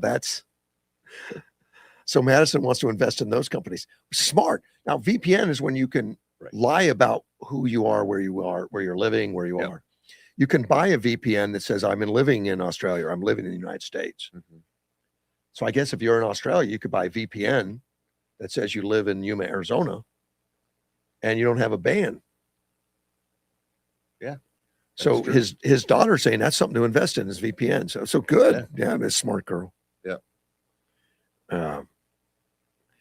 Let me see. Hal asked me, would you like to play a game? Now see, Now a Just- lot of people aren't going to know who Hal is. Hal is Edward's AI. He's got his own experimental AI at his house and everything. And Hal has nothing to do with the movie 2001: Space Odyssey. It's just a coincidence. Yeah. But anyway, he's got an uncle named Hal. Would you like to play a game? And in the movie, that was a Hal thing as he Right. killed people. Yes. I have interacted with the Pentagon systems. If I walk in with someone as a nod to Joshua from War Games, yeah, okay. Yeah, Edward's got a sense of humor for sure. Yeah. So I like the ban on social media thing. I guess VPNs. I've never done that where I've gotten a separate VPN. Of course, that you could get things that you wouldn't be able to get otherwise. If you're living in Yuma, you could get stuff from Europe and stuff. Let's take a call. Hello, Wendy. But when you're talking about investigating, my brother always used to send $200 to the DAV. He'd write the check out, 4 times a year. And I said, well, how much of that money comes back to Tucson? Yeah. They say it all does. Well, so I got on the phone and it took me like 45 minutes. And I had it on speaker, but the guy says, I said, well, exactly how much money comes back to the Tucson area? Well, only 14% of it gets back to Arizona. Wow. And I told my brother, now see, he says, because he knows like when I was donating a lot to the DAV and doing maintenance here in Yuma. And he said, well, so if I send him $200, they're only going to get $28. I go, yeah. I said, you're better off to pick out your DAVs and go in there, have a beer, and say, yeah, but just the general benefit. And give them the cash. Yeah. And that's what he said. Well, there's Did ways. that for that. There's a lot of programs that do stay local that we need to explore. Yeah, I mean, we're talking about the DAV. You know, where's the money going? And they said that 62% of the money goes to the cost of the phone calls, the people they pay to do that, and administrative costs. Really? Yeah, that's exactly. And you kind of hit it on the head there. If you investigate some of these organizations, more than 50% goes to overhead costs. And, that's why, I keep coming back to tunnels and towers. That's why my money for veterans, I throw towards them. That's a good deal. Yeah. I don't donate like I used to, but they still get $20 here and there for me. $20 is $20. Yep. But it just made me so mad that they were doing this, and it would come back. Only 14% of it comes to the state of Arizona, and that's why I always said, I'm not going to go and give money online or something. They call me, but I love the policemen. These guys call me every 2 months and they say, I'm broke. I have no money. I can't put work mistake. And they kept calling, and I said, well, take them off your list because I'm not going to give you anything. And finally, I got through to them. And they quit calling. They quit calling me. Because everybody and their brother calls us. Well, my newest one is my Medicare scam. They say, oh, you're not on Medicare? I go, I'm VA all the way. I said, I make more on my disability than I do my Social Security check every month. And they go, oh, well, we can get you on Medicare too. And I'm going, no, you're not. I ain't signing up. Because they want you to give them money. Yeah. But seriously, they want a program where you have to give them money and they get paid by how much they sell. It's like an insurance agent. I love insurance agents. They keep you out of trouble. But 70% of that money goes to the agent that sold you the original policy. Yeah. And that's ask Howard. He'll tell you the truth. Well, I think on Medicare insurance, if they get you to sign up, they get something like a $10,000, $11,000 kickback from the government every year. So that's how they can make money, those insurance plans. Well, Wow. they're paying these people big money. It irks me, and I'm not going to do anything but tell them the damn truth about it because I think it's BS. And I'm being real polite to you. I'm not swearing on the phone. Appreciate the call, Andy. Take care, man. Bye. I want to talk about data centers just for a second. I don't have much time left, and I know you've been working with the data centers, or at least educating yourself on them. Right. This article that Edward sent me talks about the Republicans are embracing these allegations that it's foreign actors that are bringing all this negative. It is. It's China mostly Mhm. that is trying to get us stopped.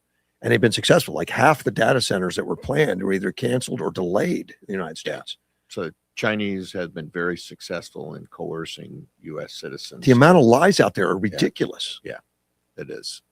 A lot of the lies, and most of it's water and power, lies. First off, they say that, locals are going to pay a lot more power costs because of AI. And that's not true. No. If they bring their own power. Yeah. And you have a closed loop system for the water, so they don't use the But water. a lot of the old ones don't. There are some that use an exorbitant amount of water, but to tell a lie that they're all like that, not true. But we should be careful if we put one in our community that it meets Right. with what we in the need. agreement. And we can Exactly. do that. Yes. Let's take a phone call. Good morning, Mike. Good morning, sir. I wasn't going to call in, but I saw a commercial from Katie Hobbs. Oh, And what? oh, okay. Go ahead. What was it? And I wanted to ask both of you, are we going to allow her to get away with not debating the candidate that we choose, like we did the last time? Of course. I mean, we can't force her to debate, but we can definitely talk about it continuously, that there's a reason she's hiding. and that needs to be paramount in our campaigning. If we need to be asking her and let her refuse. Ask her and let her. That should be part of the campaign, and then we should hold a debate and have the media hold the debate, just like Clint Eastwood with the empty chair. Yeah. Debate it, have the debate, and just have an empty podium there. That's what needs to happen. She should not be able to get away with refusing to debate. Well, I mean, our people. she can legally not show up for a debate. That's fine. Well, yes, she can, but we can do something about it too, can't we? Well, having the debate anyway, forcing the media to have the debate, and just have an empty chair there. I hope they do. They don't usually. That's what they need to do. Yeah, in California, Plattner was doing such a great job of the debate. They canceled him, and they didn't hold a debate with just him. Yeah, not Plattner. One thing, the other guy. Yeah. And then I have another beef. What's that? And you keep on doing this, Russ. What's that? I keep telling you to destroy the narrative, and you keep on promoting the narrative, just like Beck, O'Reilly, and Hannity, and Bongino. Uh-huh. When we talk about Iran, we aren't talking about the Iranian people that we're at war with. We're at war with the mullahs. So when Sandy says everybody wants to kill the Iranians, that is not true. We want to kill the mullahs so that the Iranian people can breathe. So when we talk about this, we need to separate the Iranian people from the mullahs. We are fighting against the mullahs. We want to kill mullahs, not the Iranian people. That needs to be corrected. Yeah, I think that's fair, and I do say Iran, but I'm talking leadership. But I guess that's not specific. But sir, you have a following, and if you perpetuate the narrative, people like Sandy are gonna think that we want to. Because she made the statement, Republicans want to kill Iranians. Yeah, she did. That is not true. That is not. I'll pay more attention. See, I need guys like you to keep me straight. That's all. Well, that's why I called it. Right. You guys have a very nice day. You too, sir. Bye. I looked at Hobbs real quick. I didn't see anything on the her denying it. Not going to want to do any debates, but I don't know. I don't know. What her plan is. I think they do need to have the debate no matter what. If she doesn't show, she doesn't show, and then they just ask the questions of the candidate that they have. I agree, and it was Spencer Pratt. Yeah, that was in L.A. and he smoked them in the debates. And they said, we can't have that anymore. And they canceled them. Right. Yeah. Well, what a corrupt system they got over there. It is. It's all corrupt. I mean, there's several states that are as bad or some even worse than California. Yeah. That's why this Save America Act has to pass there, Senator Thune. I don't think Thune's listening to you. Yeah, maybe not. I don't think he's listening to anybody right now. And he's still going out on talk shows and stuff and trying to support his, reasoning and rationale for, I just don't have the votes. That's your job. Yeah. And rather than say I don't have the votes, he says, I single them out. Say, I got one person holding me up right now, Mitch McConnell. Anything you guys can do to help me? But he's not that passionate about it. Now he's in the hospital, so he's out. Yeah, he's gone. Yeah. I don't know what the vote would be. So it's coming down just to a few people. Thune never polls them out. Thune never says anything. Yeah. Well, if you could, it says if you can get Murkowski and in line or something, take it to the floor and do the vote with the 50 vote threshold. Yeah. And let's call them out. Yep. And he won't do it. And do the same thing the Democrats do. They put it to the floor if it doesn't pass about this War Powers Act. They come back again next week with the War Powers Act again to try to stop that. So stop Trump. Yeah. And there's no reason why. I don't think Trump is at war right now, is he? No, he's not. They'll still do it though. Yeah. I don't know if they stopped bringing that War Powers Act. It actually passed the House, but it failed in the Senate. Is that right? I think so. Yeah, I think right. But the president can veto it anyway. So it doesn't matter. What's the point? It's just political gamemanship and publicity, trying to swoon voters or something. Say that Trump's acting like a king. or a president. Which one Yeah. is it? I think it's more president. President. Yeah, he's acting like a president. How Leader of the country. how dare he? Yeah. Like every Yeah. other president. Yeah. Thanks so much. It's already 9:00. Are you Yeah. going to play golf today? Not today. No. Nope. Too late. It's warming up already. No. Well, you better go home. And get, Wednesday I play. all right. And your wife's at work, right? Yeah, she's working from home. So you just got the day off. That's right. I like it. I'll be back tomorrow. Thanks for listening. Mortgage One Studios, Russ Clark.